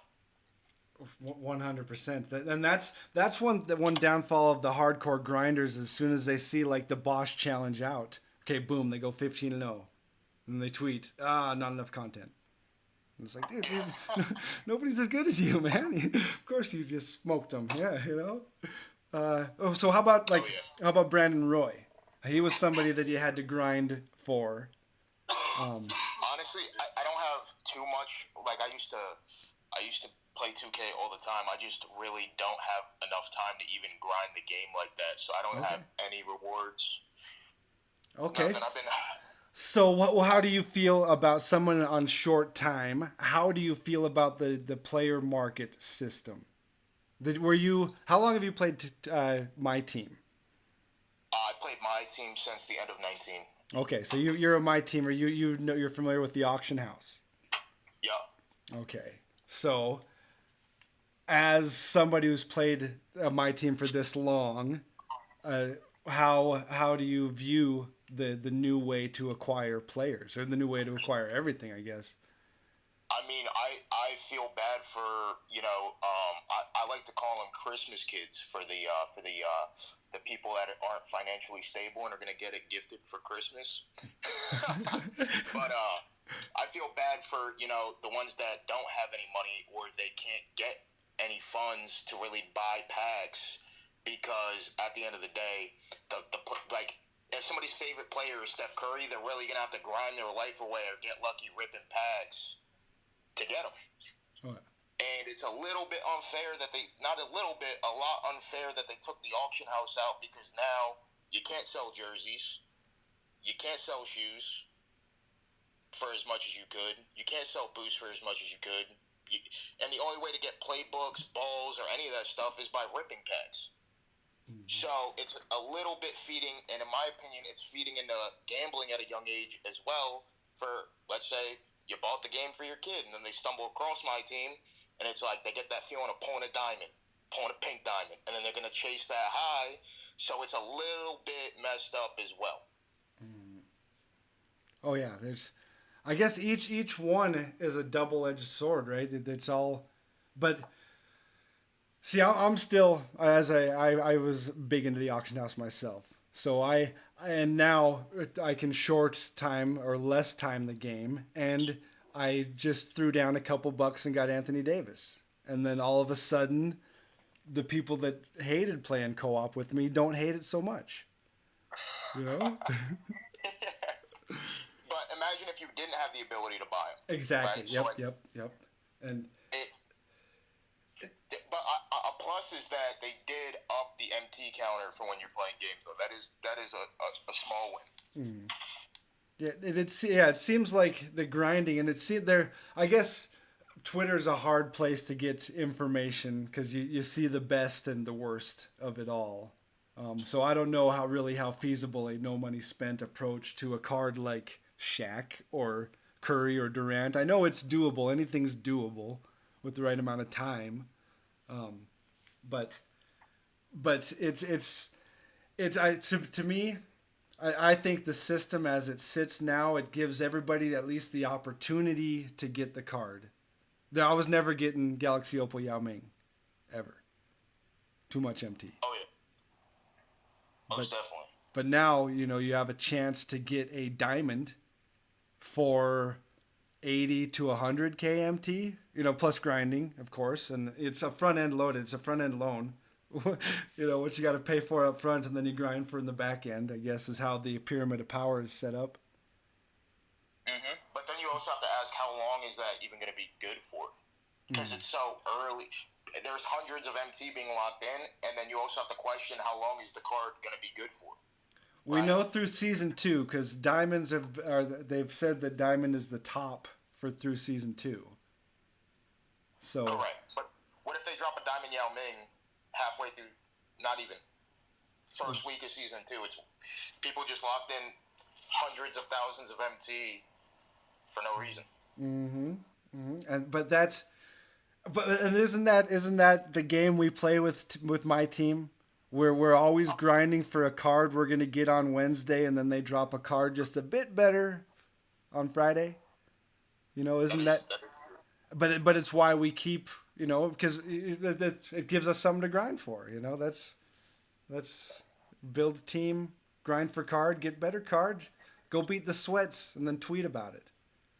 Unless you're Cabrillo and you got that Hall of Fame credit card, I aspire to be like him one day. I aspire to get that Hall of Fame credit card, Do you think it's a budget squad? Do you think it's a budget squad like he claims? But shout out Cabrillo, right? So 7-0, 8-0 on the Bosch grind. What about the Dunktober agendas? Where we could get an amethyst card for grinding certain modes. So there's a set of challenges. I think it's 4 different agenda challenges. You do those? Yeah, I found it. Was that for Draymond? It was for the recent ones. I just got Cat and Ja and DeMar DeRozan. You can get all 3 of those cards? No, just one of them. The challenge, there was a challenge that I guess it's old for some people that already got it done. Oh, the week. You're talking about the week ones. Yep, the Dunktober part 1, 2, 3, 4, and 5, where you end up with a amethyst equal chance pack. There's 2 days left to do that. Anybody that hasn't done that yet, there's 2 days and 13 hours left to do that, to get your amethyst Dunktober. Have you done that, Trelli? I have not. I have a very scarce amount of free time, unfortunately. Sure. I'm trying to branch back in. But no, I have not nor probably will I have the time to. But if I did, that is definitely a W, because all those cards are fire. Yeah, and that's one thing I'm hoping they do more of, that they give you this set of cards, but they give you the ability to grind for one of each gem tier, at least. And then as you're grinding through these challenges, you're making a little more MT, so you could possibly buy more cards. And there's new economics to it, There's no more sniping and flipping. So now, do you think they're going to bring the auction house back this year? Or, no. Do you think that they're going to bring it up in newer 2Ks? I think this is the system that 2K wanted. That wants. But then again, from outside looking in, to me it seems like this is. They have the market for all of it. They have the VC, they have the MT, they have all the players, and they control all the prices. They need in my opinion, they need to drop them, or at least make them a little bit more affordable. Oh, I think as far as pricing, we're still in the early stages, because they sounded like they dropped rubies down already they dropped like 20K off of rubies coming up. And I might have to do a little more research. This is just things I might have scrolled past on Twitter, so automatically, hey, I'm going to say that in the space. And I might be lying. I don't know. But they may have dropped the rubies coming up by 20K We may have to look into that. But so it seems like, and they're even saying in the My Team playbook, as far as coming up, they're saying they're still working on pricing, they're adjusting pricing, so it could be. And if they leave these equal chance packs, that they give everybody the opportunity to get an amethyst, or the opportunity to drop a couple bucks and get an Anthony Davis, it's like there is a medium there. And I don't know if it's ideal for both sides, but it seems like they're working on it at least. That's a W. If you would change, go ahead. I got a jet. I'm gonna let Rich talk. No problem. All right, two shout outs on your way out, or one shout out. Rich, Trelli, one shout out from you. Shout out to everybody doing their thing. You know what I'm saying? Keeping the content going even when views have been down. Do you create content? Yeah, I stream on Twitch. I'm about to rebrand myself, start live streaming. I got the TikTok up. I door knock for a living, so I'm thinking about creating some inspirational door knocking content away from the trolling, which I'm kind of known for a little bit, getting away from that. So. All right, yeah. So look for you on Twitch and TikTok. Perfect. I just wanted to get your shout out in there because I record these for YouTube, just in case. So Trelli on Twitch. Yep. Shout out to you too for doing this. We all appreciate you. I appreciate you, and I also appreciate Trash Can Rich. How are you doing tonight? I'm good. How are you? I'm doing great. I appreciate your patience. We had a special guest. LD, that was crazy, Rich. That was crazy. So how about a win? How about a win from you, Rich? Recently, there hasn't been no wins recently. To no. be honest.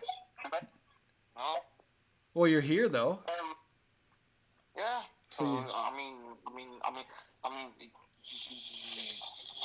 you could count that as a win. And then didn't Division 2 get an update?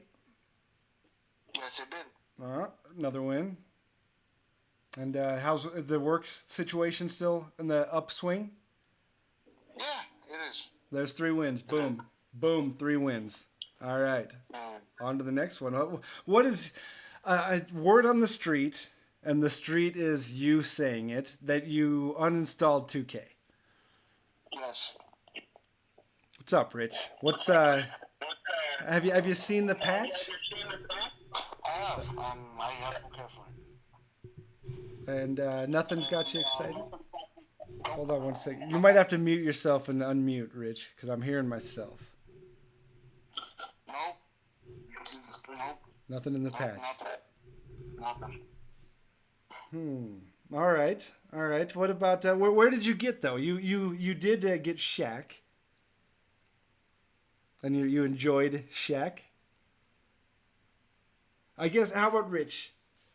Yes, I did shut up, but then I realized that since I am getting a promotion, that I just can't be spending money on the game. Okay. You know, what it used to be. So I want to get back to, grinding my real life content, because I've been slacking on the car payments and stuff. So I want to get back to that. Yes, we want to put the payments on the forefront for sure. We know, no more Shacks. IRL over all of this, the video game stuff. That's for sure. We need to use the games as our escape and entertainment. So I know that I spent $100 on the game, and obviously I spent I think once. I spent some decent amount of money into the mode, but then. How come? How come you felt like you needed to spend money on the mode? In your opinion, this is your opinion, Rich. In your opinion, why did you feel like you needed to? Because I had my own reasons for why I spent money on the mode, but why did you? Because I always did, and for me, I wanted the best cards. So that's why I wanted to spend money. but like ever since I think what's today's date? 10/10. October 10th. Yep. Ever since Wednesday.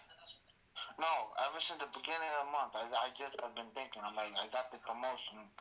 You know, like I'm in a very, very blessed position. So I mean, not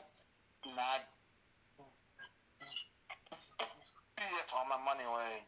Oh yeah, and now that you got the promotion, focus on that. Yeah, save the money, save it. Don't get tempted by the pack siren. Mm-hmm. I don't want to spend money like I don't want to spend almost $200 on VC every week. No. Trying to get the coach, I mean, I'm not doing that correctly, but but I don't. But like, I just don't have the time right now, and I don't feel like, that's not a very good move for me because there's other things in my life that I want to focus on, and right now, 2K is not gonna, and 2K will just be my, be just a financial strain on that, Oh yeah. So, Oh yeah, no, yeah. Wait till there's more grindable stuff. More, wait till Dark Matters come out. Get co-op games. Maybe there's some locker codes that'll drop, something like that. Possibly. And also, and there's also other games that are coming out that I want to try. The new cards. Spider-Man comes out literally in like I think Spider-Man comes out literally next week, so I want to play that. And games like Spider-Man, do we expect them to have like map packs and stuff that are seasoned? Because I know whenever we bought Call of Duty, we knew we're gonna have to buy the map pack with the expansion packs and the different. They have like suits and stuff that like you could buy for Spider-Man, but like other than that, those games don't get them here. Okay. Don't get like a major update. Okay. Single player games. So. What do you think of Fortnite? Just curious, because I know Fortnite just had another skin pack drop. The thing about Fortnite is that I played it when it first came out, like Prime Fortnite, like 2018. But after 2018, I just didn't touch it. So I'm not sure. But I've been seeing that they have been releasing some really good skins and stuff. Oh yeah, because the reason I bring up Fortnite is because my youngest son, anytime certain skins would come out, oh man, he had to have them. Had to spend money on the game. The game's 4 or 5 years old at this point. Oh, new skin of Naruto is out. Okay, and it seemed like that was almost. Well, no, it was never as bad as the packs. or his tattoo and his drip addiction. That's what he really had in Park, man. He always had that. So, but the I guess the pull to spend money on video games, it's on all of us on wherever game we turn. So it's good when we can. With their skins and stuff. Mm-hmm. Because I know the Modern Warfare 2, they have I think a couple of Diablo skins, and they have a couple of like celebrity skins, like Snoop Dogg.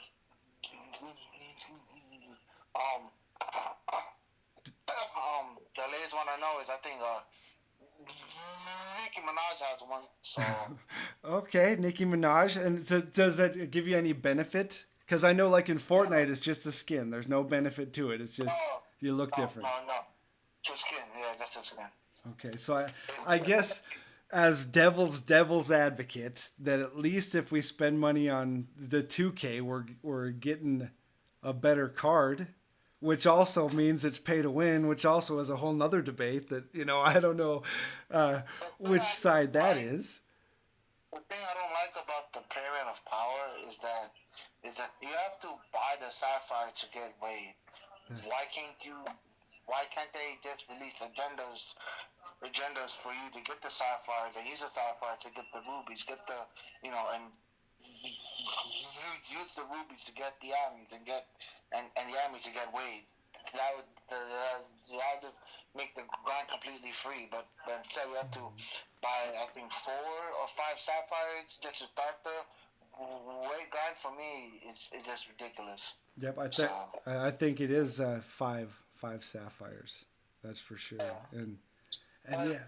But at the same time, I just don't care about the patch. I don't care about the game because I have other stuff that I need to be focused on. I'm 26. I'm technically an old head in the community. I've been playing 2K since 15. So. And now I'm realizing that, since I'm growing up, I gotta stop, stop acting like a kid and actually, Oh. grow up, so. Yep. Oh yeah. Well, that's gonna happen 2 or 3 times. You're gonna go, yep, you 2 or 3 times throughout your life. You're gonna go, yep, okay, I gotta shift gears and change course. And then this is one part of the thing that I told myself that I'm not gonna, that I'm gonna delete 2K and then just focus on real life, So, but I'm being stream supporting, the people I watch. I'm still gonna be Jimmy's biggest hater. So Jimmy's biggest hater. There you go. Yep. Reminding Jimmy to fix his game. We appreciate that. And I appreciate you, Rich. But other than that, I just don't have. Another thing, time. I'm working almost 4 days a week, almost 40 hours. But by the time I get home,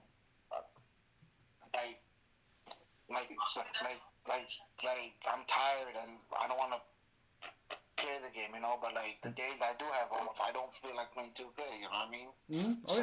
Yep. That's why there's so many different games for so many different people, and even you can hop on the Xbox store and download a free game and entertain yourself for the night. There's all different kinds of things that we can do to entertain ourselves. I don't know if I'm completely done with 2K or I'm completely done with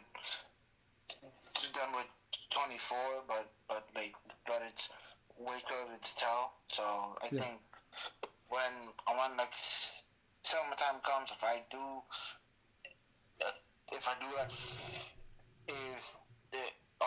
in a year or so, if I'm in a position where I'm more in a position to spend money on the game, then definitely I will. But right now, I just can't. So There you go. Exactly. And if there's something, we'll put a pin in you of you retiring from 24. All right. We won't hold you to anything. No, I deleted the game tweet. We won't throw it back in your face. If it's something that you can do for entertainment and no stress, then that's why we play video games, Rich. You know that. But I know on the last space I said I'm gonna give this game till season 2, but you almost made it because it's not worth it for me, So I was like, let me just completely delete this game and just focus on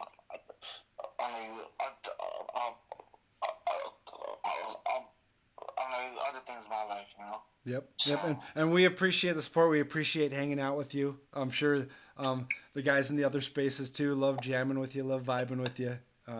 So if you were gonna play any sort of 3-person game, who would you shout out? Because my shout out is you, Rich. Yeah, I appreciate hanging out. I appreciate this last year being able to get to know you a little better.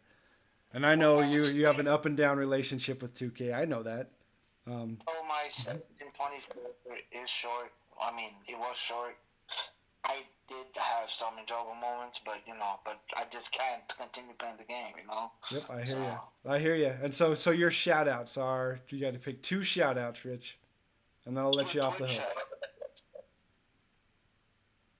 Twitch chat, because I'm just shocked that the moment you go live, everybody's saying co-op, and there's always people to run with, So Yeah, it's been a blast. It's been a blast, man. If you approach the, and yeah, I'm missing out on a lot of grinding for sure, but I'm having a blast doing it. That's the thing. Yeah, and okay. So one more. Another thing before I leave, another thing, Tim, is that I'm just burnt out. Like on 2K, like every year I go to we all go to the same process, the honeymoon phase, seeing the game is ass. We want changes. We want changes. Always seeing the complaints, and then when the new game drops, it's the same cycle over and over again. You know what I mean? So like, I'm just just burnt out. So I hear you. But if you follow people in other communities, it seems like that's just what gamers do. The game comes out, everybody celebrates. It's out for a couple of months. Like Madden, I hear Madden, and FIFA. I hear people complaining about like pack odds and stuff in FIFA too. It seems like on a sport, especially a yearly sports game, a yearly sports title, there's it's what we do. We tear it apart. The thing about shooters too, like every year there's complaints about the new Call of Duty and stuff, and it's always the same people complaining about the game. But in my mindset, I'm like, I understand that that you want to play the game, but if you're always playing if you're always playing Call of Duty, then obviously your gaming experience is gonna be miserable, because that's the only game that you play. You know what I mean? So, Rich, do you play every game until you end up hating it? Is that what you do? No, because okay, no, just checking. The only game that I actually hate with a passion is 2K, but since it's the only basketball game out, I'm forced to play it. But but other than that, I'll give games a shot. I'll give Call of Duty a shot, play for a few months, and then if I get tired of it, I just play. I'll go back to my other game that I have. So uninstall. That's what we do. Right. On to the next one. Right. Anyway, Tim, I'll catch you later. I appreciate you, Rich. Yep. I'll see you in stream. I'll see you around. I appreciate your feedback. And yeah. Thank you, brother. Thank you. And hopefully we'll see you on the co-op streets. Maybe season 3. We'll shoot for season 3 with Rich, possibly. But we don't have to wait that long to talk to Holo Jay. Spontaneous Jay, how are you doing tonight? I'm doing great. How are you, Tim? What a W space. And Rich, I'm so glad you speak and are so active, no matter how you feel about the game, because I remember first meeting you in a number of spaces a long time ago, and it's just, you're such a cool dude, and you love sports and you love games just like we all do. And if you're busy with work, I've been super busy with work lately too, so thanks for, keeping things going and supporting Tim and the space and everyone in the community. Oh yeah. Rich has been great, and I was lucky enough before he uninstalled to play some co-op with Rich, and yeah, he got Shaq, and he was great with him, and it was fun. So deep down, once in a while, even if you're struggling with the game, and that's what you need to find in any video game. The moments of fun, right? That's like golfing. I miss a lot of shots, but that one shot that makes me feel like a real golfer. That's why I go back. But how about W? That you're telling me about the W space, Jay. How about the W for you? And it was a huge W space. LD stopping by, talked to Jimmy, Rich. It's been great so far.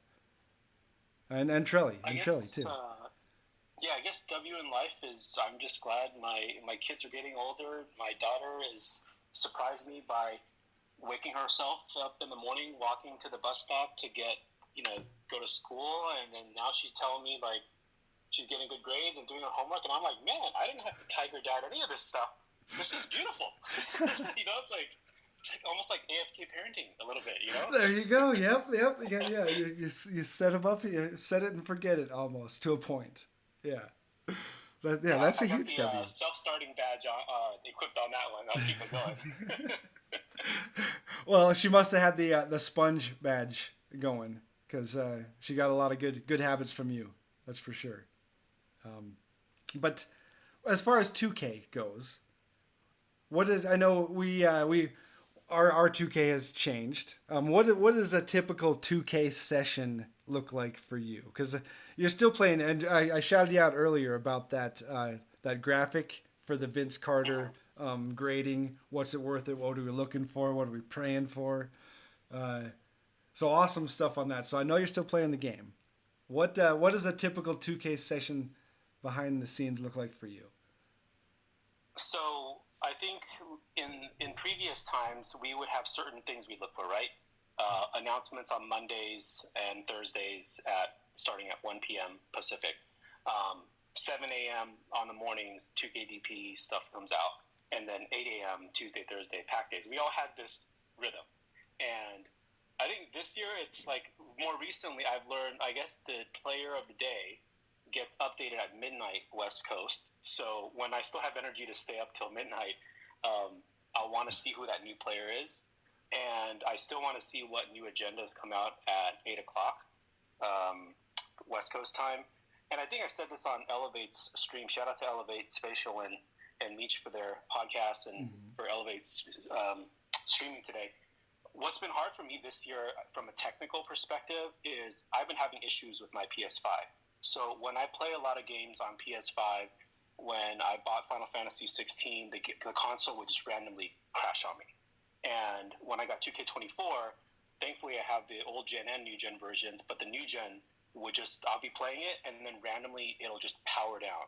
So I've been kind of stuck without, a choice on old gen games. Just because I've taken my PlayStation apart, I try to do a lot of different things. So a lot of you, I think I'm enjoying the game from the next gen co-op crossplay perspective through all of you guys. So thank you for that. But I will look at the agendas and things in the menus. And if there's some agendas that are doable, then I'll play it on the old gen version. Doable. So you kind of dissecting the agendas to see which ones you want to approach first. Are you still kind of a completionist? Are you still knocking out a bunch of agendas? Or mostly offline ones, yes, because part of the challenges that I've seen, and I've been trying to keep an eye on the patch today, is I still see 70% glitches on old gen, which is kind of weird because next gen we would never see that too much.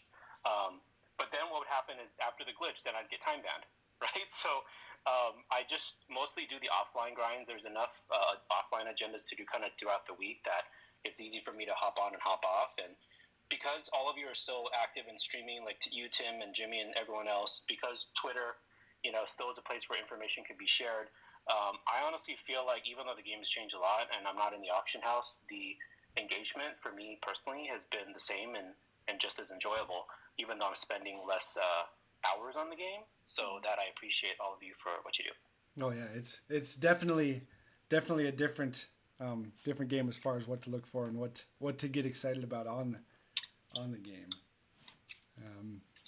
So how, if you're playing like that, how have you been struggling with MT, or have you been making enough to buy the cards you like, or what's your view on how we have to acquire players now?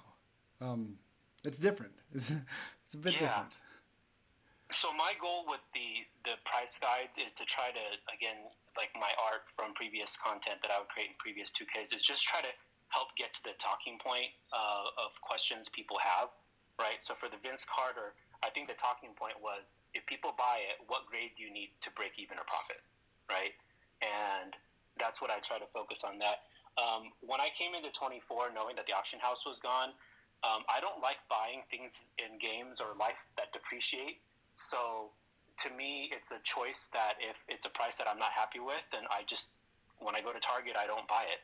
So I haven't really spent that much time into the player market area.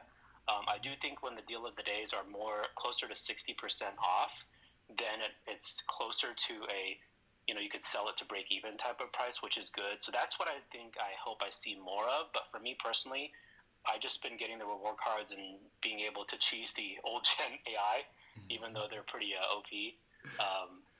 But so I haven't emotionally been too frustrated or excited when there is movement with the player market. It's just when enough of a question comes up in the community, then I try to use my voice and my vision with graphics to try to get that information out to as many people as I can. Oh yeah, and it helps with the graphic and the info right there. I thought that was an awesome one, that the Vince Carter one. Very handy. And something, yeah, everybody needs to make sure to follow Jay on Twitter or X, Holo Jay, because that kind of information is so useful. Just to somebody scroll and say, yep, this is a good deal. Nope, this is a bad deal. This is a good deal. Something that helps us with our grind. So again, Jay, I thank you for that. And anybody else that puts out information like that, people that do jump shots and, different critiques of different areas. But MT, that's universal in my team. We all need to make it. We all want to know, hey, is this a good deal or a bad deal? Now, we will look to you to find out if it's a good deal or not, and we'll look to Heck to find out if it's a good card or not. All right? There you go. So that's pretty good. So on there was a patch that came out. I don't know if you've been able to check anything or see Twitter on that. Is there anything that's got you excited about any changes? Or maybe you've experienced some already?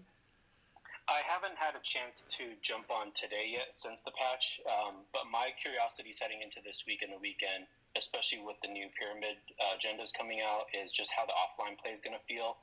I'm still only 4 pointers towards Channing Frye because I think I'm in Superstar, and there's no way for me to snatch back, and no matter what player I use, their shot is too slow that I can't hit fours offline. So that's the first thing that I would try to test to see if the AI is still crazy in that sense. But from what we've seen, I think on Twitter, a lot of people have said that the offline has changed some. So, and I really like what LD said earlier today, that he taught me something earlier too, about how part of having the AI step up closer is because on Park, people would just abuse them, right? And that just makes total sense. It's just that when that mode and that AI translates into offline MyTeam, especially on Superstar Hall of Fame difficulty, then they're really cracked out. So I think we just have to figure out how to do it. And I know all of you are out there making great videos on different methods on how to help with things. Like there are a lot of videos on All-Time Dom. Shoutout C Boogie. I think he started out with one of the first ones. So yeah, just really wanted to see how the CPU changes, I think, with the patch. 100%. Yeah, that's how it's. The CPU AI difficulty is, it's something they have to deal with on both modes. So yeah, it's hard to adjust the sliders on one and not the other. But the AI, we could abuse them in Rec for years. But as far as what about the grinds? I know there's a couple different grinds. I know the Pyramid of Power is coming up, and we've had like a Brandon Roy. It seems like that's been the big grind of season 1. What's your thoughts on that? Did you get Roy? No, I didn't get Roy. I didn't go for Bosch by choice, but I've watched people trying to get them or working towards it. To an earlier point, I think some people have chosen to take a little bit of time away from the game this year so far, and a lot of people like you and others leaned in and played a lot more. So I'm wanting to support those of folks who are grinding for Roy, grinding for Bosch, and it makes it feel like I don't have to do it because I get to watch content creators who are doing it and support them in that journey. So keep choosing what you want to do, everybody, and have fun with it, without it, whatever you want to do. We just got to keep supporting each other. 100%. Yeah. Pick your grind. Pick your grind. If it's frustrating, if it's not for you, you know pretty quick, typically, if you're not enjoying it. Or sometimes you just need to refocus and try it again. That's the thing. Because I did a poll yesterday. I had it end before the space on the Chris Bosch grind, as far as did you get Chris Bosh yet? And the answers are yes, no, still trying, Yep. no, I'm done. No, I'm done. I picked that one. Or who? Like someone not even going to acknowledge that there's a grind to do, you know. That and no, I'm done was what I would have picked. I tried 4. I went for 4 games and wasn't enjoying it. And even the games that was close, I wasn't enjoying it. I was sweating, and so somebody mentioned Park, and I was in Park, and so that. But I gave it a try. But I can see where people love that type of grind. You know, even the ones like watching most ballin', make it so far and get reset, and make it so far and get reset, and you know, and get back on the horse and try it again, and then he ended up getting it. Yeah, it's hard. You know, shout out. I see some people in chat. I know, like AW, Slaughter. I'm just seeing who's on the top of my list here on listening. It's amazing how you all play online and read chat and converse and are locked at the same time. It's just amazing when streamers have that type of skill. And I would say that morning when Ty and Splash met up, when Carlo was doing his grind, when Mose was doing his, it was a day of great content, and it bled in, I think, into day 2 and day 3 of it for the folks who didn't get it yet. So I think that did bring a lot of freshness, especially that really just told me how many really good players we have in the community. Oh yeah. Oh, you expect the tweets from a lot of these people, people that you mentioned that say, "Yep, it's only a matter of time before you see the Yep got Bosh," and that's just that's a tribute, the tip of the cap to their skill level. You know, especially streamers that we've watched play, that are comp like that.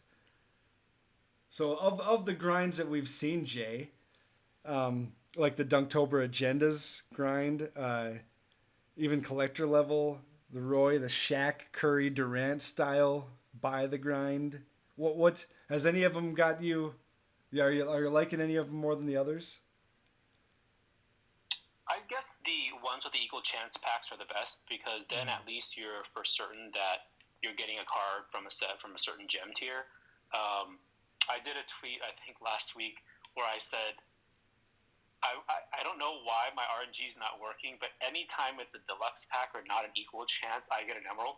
So it's a little disheartening to get that. So when there's an equal chance, I think it's better, because then people, if they want to choose to get it, they at least can be sure they get a sapphire, ruby, or an amethyst, and not have to pay the buy price for it. So that is definitely a little bit. I like certainty in life and games, right? When we have certainty and we know what we're going to get versus chance. So definitely, I would say those equal chance. You know what you're getting, and I guess that's one thing with the new player market. It's certainty. You know, you're certain if you push this little get VC button or get MT button, you're certainly guaranteed to get whatever card you want to push the next buttons for. Yep, and as I usually do, like when I used to be a kid and buying computer parts, is I wait till it depreciates to like nearly rock bottom prices before I start buying some stuff. So I'm actually very interested to see how fast prices will continue to adjust, especially into Season 2 and Diamonds at some point become packable. And hopefully we could see then the lower gem tiers all come down in price, because then I think a lot of people can pick up those budget cards, you know, like 2-for-1 sale. Oh yeah. Like you have to be borderline on the tweet where it's depreciated so much where people are like, "What? Why'd you get that card?" And where it's like, "Hey, it's still usable," right? That you got to find that happy medium. Yeah, but I guess the cards that I have bought have been the Season 1s, just because I think we saw that those prices aren't going to adjust very much. So collector level wise, I haven't been doing too much, but I think I'm getting close to 400 cards, and that's not with, you know, spending the hundreds if not thousands of hours I used to on the auction house. So I think close to 400 is still not bad for the game hours that I got. So I'm pacing myself. I think I'm pacing myself to be in a good spot. Oh yeah. As long as you're not burning through MT, not ripping packs, but without packs, how do you get the holos? Right? That's the thing. Holo count 0. Holo But if count. other people pull it, I'll retweet it. I'll enjoy it through everyone else pulling it. And y'all better be selling it until we get some Holo unsellable agendas that I hope we'll get in future seasons, because we got that, Kevin Johnson takeover. I think it was season 2 last year. That was a Holo. We've seen Grant Hill as a Holo in Unlimited as a reward. So I think and have hope that that's going to be coming up pretty soon. Getting gameplay stabilized, I think, is job one. Shout out to the patches with that, but I do have hope that Holos will have another purpose other than packable. So we'll just keep our fingers crossed. Oh, 100%. Yeah, to broaden it to a little more, because it does seem like it's very rare, but maybe that's the point, to make it even that much more illustrious, to make it that rare of the Holo. What about the pyramid of power with the purchase and the sapphires up front? What's your thoughts on that? I know that's been a little bit of a discussion on Twitter. Yeah, I think, again, anytime it's a purchase thing, I think it's a choice. So until I see the prices and then see what else I might want to do with that MT that I have saved up, I think it's too early to tell. I tend to like to wait until I see what the actual counts are before I try to predict and see how I feel about it. Oh, yeah. Smart. The wait and see approach. Don't just run right out. Don't send the tweet that you're buying them all right now. First in the world already. See what happens. Is there anything that you would currently change in MyTeam? I like that the timeouts are decreased. I do wish that some of the CPU offline difficulty would be changed a little bit. We'll have to see whether the patch did that or not. I think the main thing that I would still change is the banning for error codes and timing out or winning or losing. That's honestly deterred me from going online more, because how can I do a Bosch attempt doing online and on old gen? I just don't think technically it's feasible. So I think it's just the more of the algorithm with how those bans are handled, and hopefully there'll be some attention paid to that area with the next batch. Oh yeah. But if the next 15-0, I know we kind of took the same approach to the Bosch thing. Yeah. But if the next 15-0 were a co-op situation, who are your teammates? I guess I'll go kind of off script a little bit and say, I've been playing a lot of co-op in non-2K places, different games. We just played Bowser's Fury, my daughter and I. We've been playing co-op there. It's kind of fun.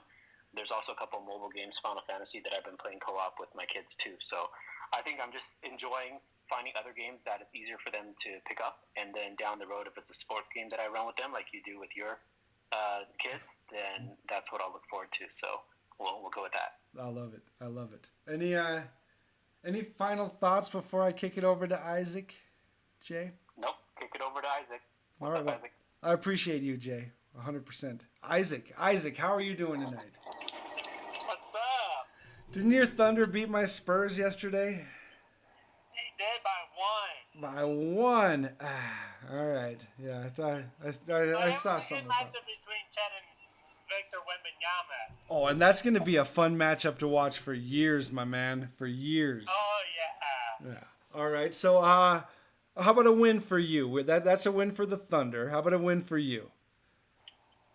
I just actually won a championship in my career. All right. There you go.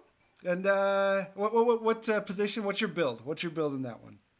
Mine's a point guard that can actually shoot, dunk, and play defense. Okay. Was that the same point guard we ran rec with? Yeah. Okay. Nice. Yeah, he's a dog. He's a beast. I like that guy. Good for him. Good for him and you. The second season to get Zach Levine. Oh, okay. So you're making some moves in the front office as well. I like that. Yeah. I like that. Have you seen the new patch going on? Yeah, I was just playing in the new patch. Have you been? Have you walked out of bounds yet? That's the one thing I'm waiting for, to see if we walk out of bounds still. Yeah, that's still been going on. All right. I was curious. Appreciate that. What about Brandon Roy? Are you going for the Brandon Roy? Are you on that grind? I'm not sure if I'm try and get him because it might be a little bit tricky. Oh yeah, oh definitely tricky. We were talking about how tricky the Chris Bosch grind was gonna be. Then Isaac, this was you and me talking before they even released. They showed us the whole gauntlet, and you were right. You nailed it. It's been proven to be tricky. Yeah. Did you try the Chris Bosch grind? I'm currently 1-4 record. 1-4. All right. See, you're doing better than me. Better than me. Hey, it's not easy. It's not easy. Yeah, it's a lot tricky to do it. What about the Dunktober? The agendas where you get the equal chance packs. Are you enjoying that? Where they give you a certain set of things? I am actually enjoying that. I actually got Sergi Baca. Oh, you got a Baca? Okay. Nice free Ibaka. A little MT to grind. Yeah, I like that Sergi Baca. Have you seen this Pyramid of Power? Come Yes, on. I'm looking forward to trying to do that. Oh yeah, you think Dwayne Wade makes your squad? Yeah, he might be actually my starting two. Oh, okay. Playing Wade at the 2. I like that.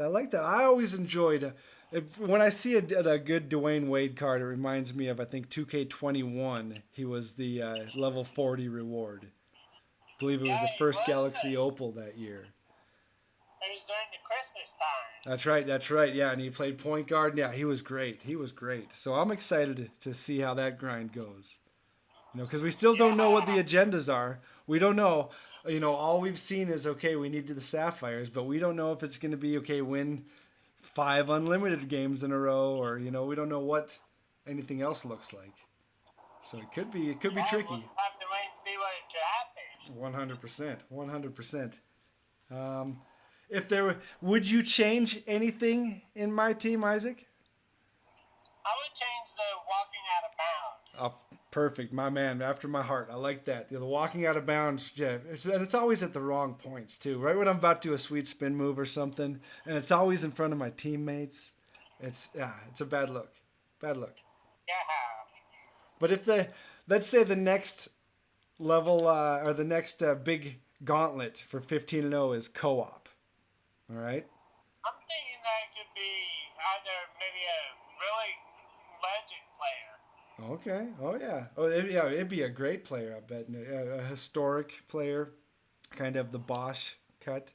But if you wanted to enter that co-op tournament and you needed 2 teammates to take along with you, which teammates are you looking for? I would choose most balling and Most balling and Matt Mojo. Perfect. Oh yeah. So you're trying to win this tournament. All right. I like that. Well, I appreciate you, Isaac. And you know what I wanted to tell you? You did a fantastic job closing the space last week. Thanks. Fantastic. And I hear that there's another win for you. You guys won a bowling championship? A bowling tournament, yes. Okay. How'd that go? It went really good. First place. First place, I guess. Yeah, I guess that went pretty darn well then. Yeah. So shout out you, Isaac. If I ever need somebody to give me some bowling tips, I'm picking you and Evan. All right, we gotcha. Yep, and good luck to the Thunder this year, except when they play the Spurs. Well, good luck to the Spurs for this year. All right, I appreciate you, Isaac. We are going to kick it over to your friend and my friend, Evan. All right, let's do it. Evan, how you doing tonight? What's up, Tim? How are you? I'm doing great. How are you doing? I'm doing just fine. We're talking about wins, just talking about a bowling win with our friend Isaac. How about a win from you? Do we got a win in your side? Oh, yeah. I was at OU Texas last week, and they got the big-time comeback victory. And that's that's a rivalry game, isn't that? Yeah, the Red River Shootout. Red River Shootout. Oh boy, there's a lot of people there. I saw you post a video on Twitter. There are a lot of people there. Yeah, it's a huge rivalry. Of course, one side is burnt orange and the other is crimson. Does it get loud? Do you have to wear earplugs? Yeah, but sometimes when they have the Texas side, they have a cannon that's so annoying, and it goes like boom. Yeah. The other team's traditions are always the most annoying. You know, whatever it It's a is. great rivalry. I love it. Oh yeah, that's great rivalry, great game, winning at the end. Man, I bet, yeah, the atmosphere at a college football game like that, 100,000 people there rooting for a sport. You know, it's But it was the best part because we forced 3 turnovers on defense, and our guys played strong. Oh, I bet you went crazy on those turnovers, crazy. Yeah. There was one in the first where we caught a pick, and then we got excellent field position, and boom, we scored the first play. Oh, love it. And so who they got coming up next?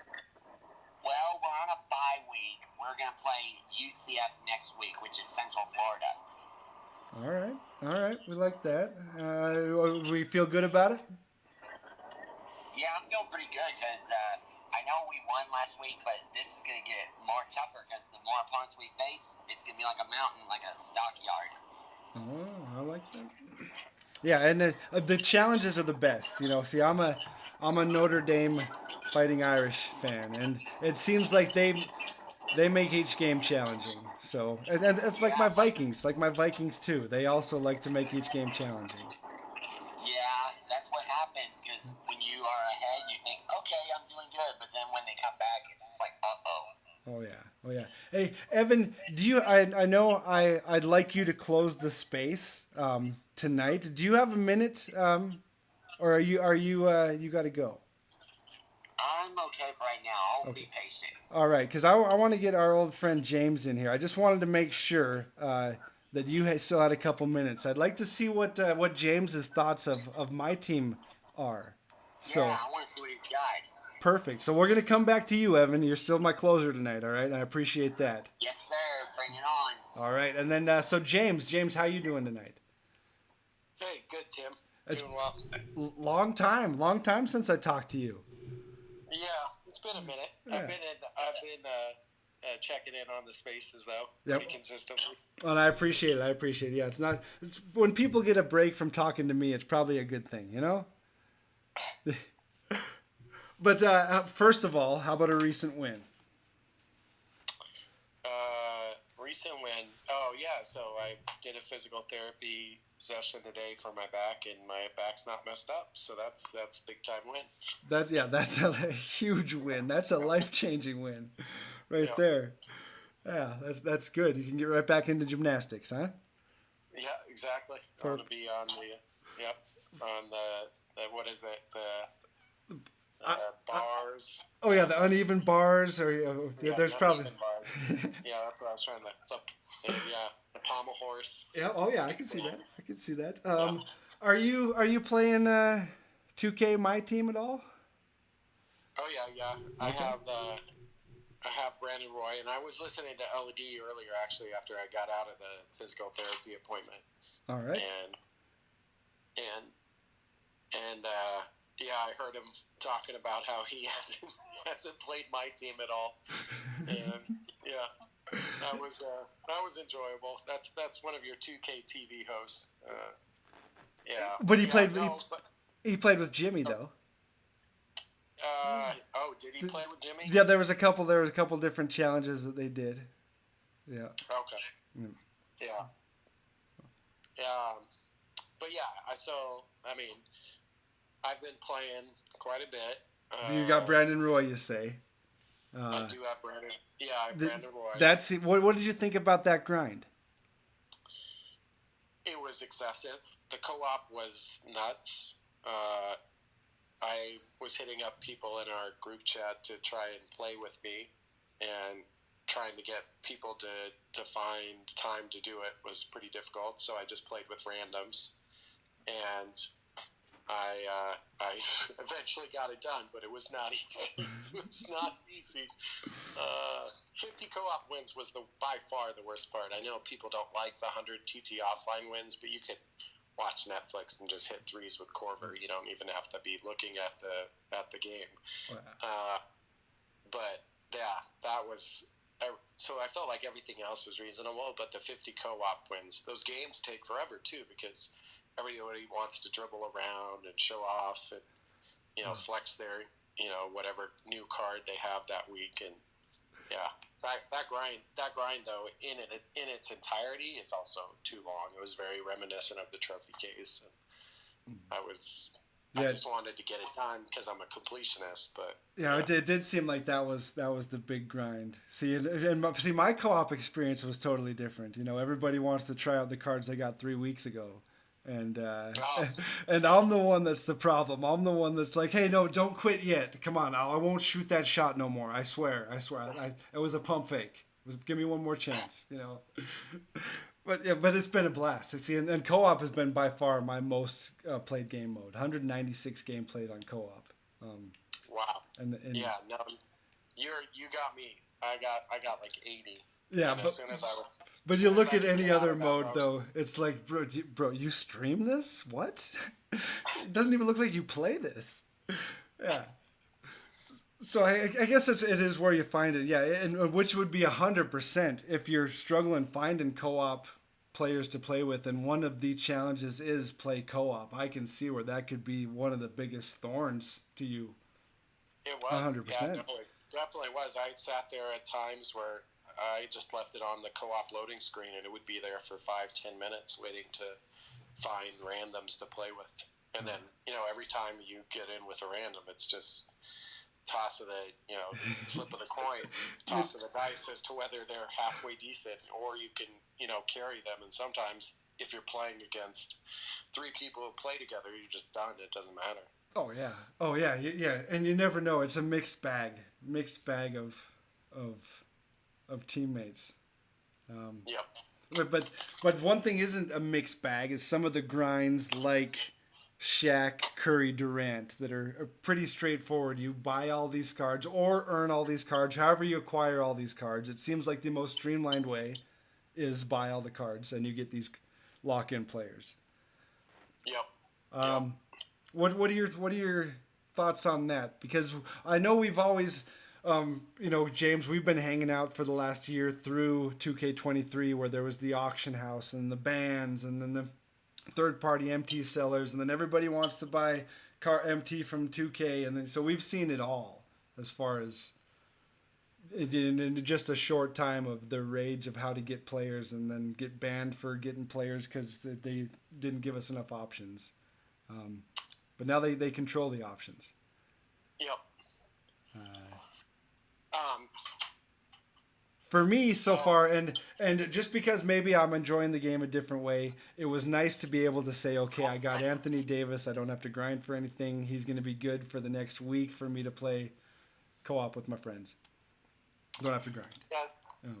But I might be atypical. I might be an atypical situation that... Yeah, so real quick, I guess to summarize my thoughts, because I do have long thoughts about it, but I feel like the mode has gone away from a card collecting mode because there's not enough free good cards to incentivize people to collect them, and I have gotten almost every free card you could get except for Bosch, and every collection seemingly is paid, including the one tomorrow, which is fine if people want to have to pay for sapphires. I guess it's fine. Whatever, I'm not that worried about that, but I am concerned with the fact that KD and Shaq and Curry, and I got Curry, but I did it quote unquote free using MT that I made and also MT that I had from the anniversary set to get him, but that took out like all of my MT. I was down to 0 when I bought him, and I've worked my way back up. But I didn't get Shaq. I'm definitely not getting KD, and I don't see this stopping anywhere anytime soon. They're not going to just suddenly decide, hey, well, let's make everything free, or let's move toward a more grind and free based mode and have these inserts and packs that aren't as expensive. So yeah, I don't think this is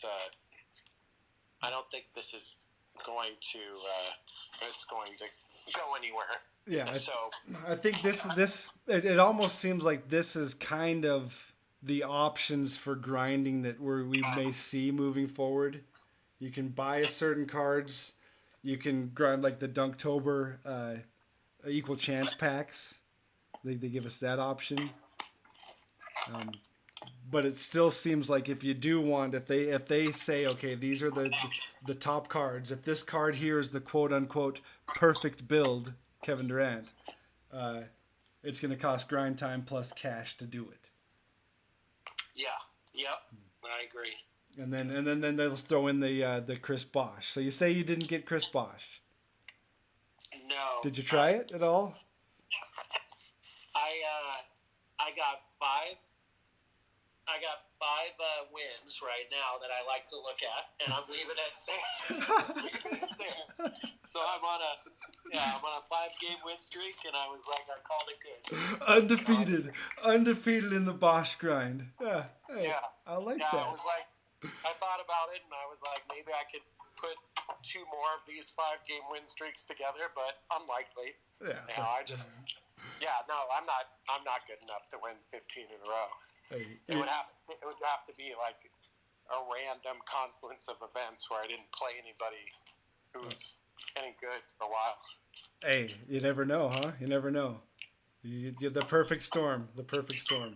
I never thought I'd play against like HTB and LD and stuff. So it just fired up, and maybe one day you're just gonna fire up and go 15-0.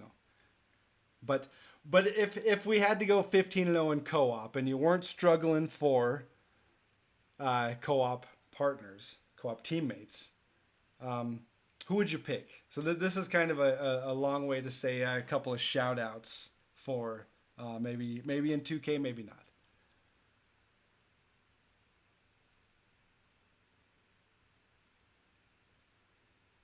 If you're still there, James, you may have muted yourself, or maybe it's purposefully muted. Sometimes things get loud, and we choose to mute. Give each other a break from our own voice. So, James, if you're still there.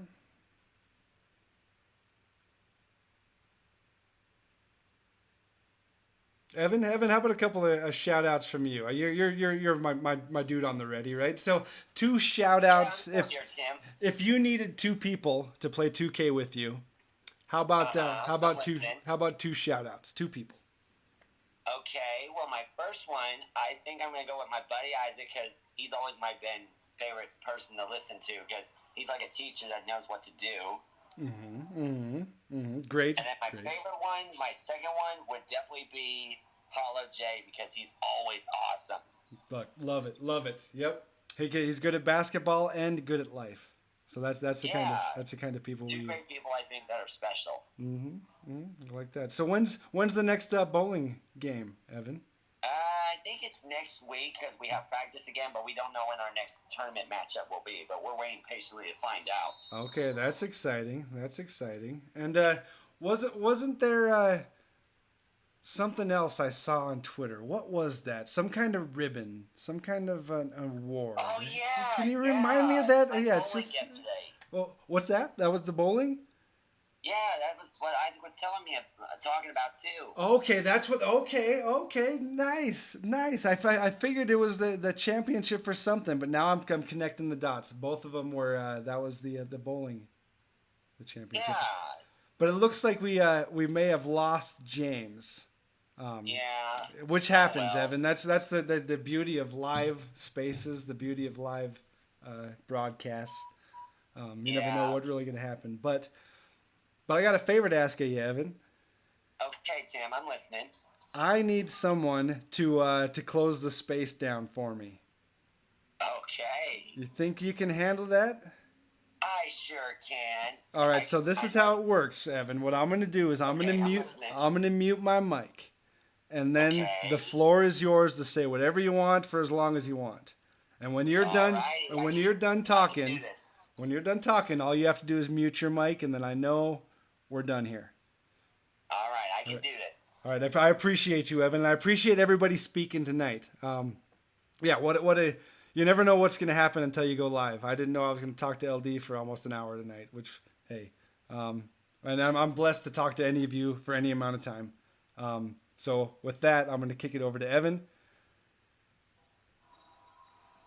All right. First of all, I just want to say thank you to everybody for joining us tonight. A special thank you to all the good speakers that are here. Hope you all had a great night listening in and hearing what we had to say. So make sure you follow Tim for all his great spaces. So if you want to stick around one time whenever he wants to do a replay, you're always welcome to listen in. And of course, big shout out listeners to Jimmy Crack Corn, DJ, everybody. And of course, a big thank you to my buddy Isaac for speaking tonight. So you all have an awesome Tuesday night, and hopefully we will do it again next week. So you all take care, and may the world be all around you. Love y'all.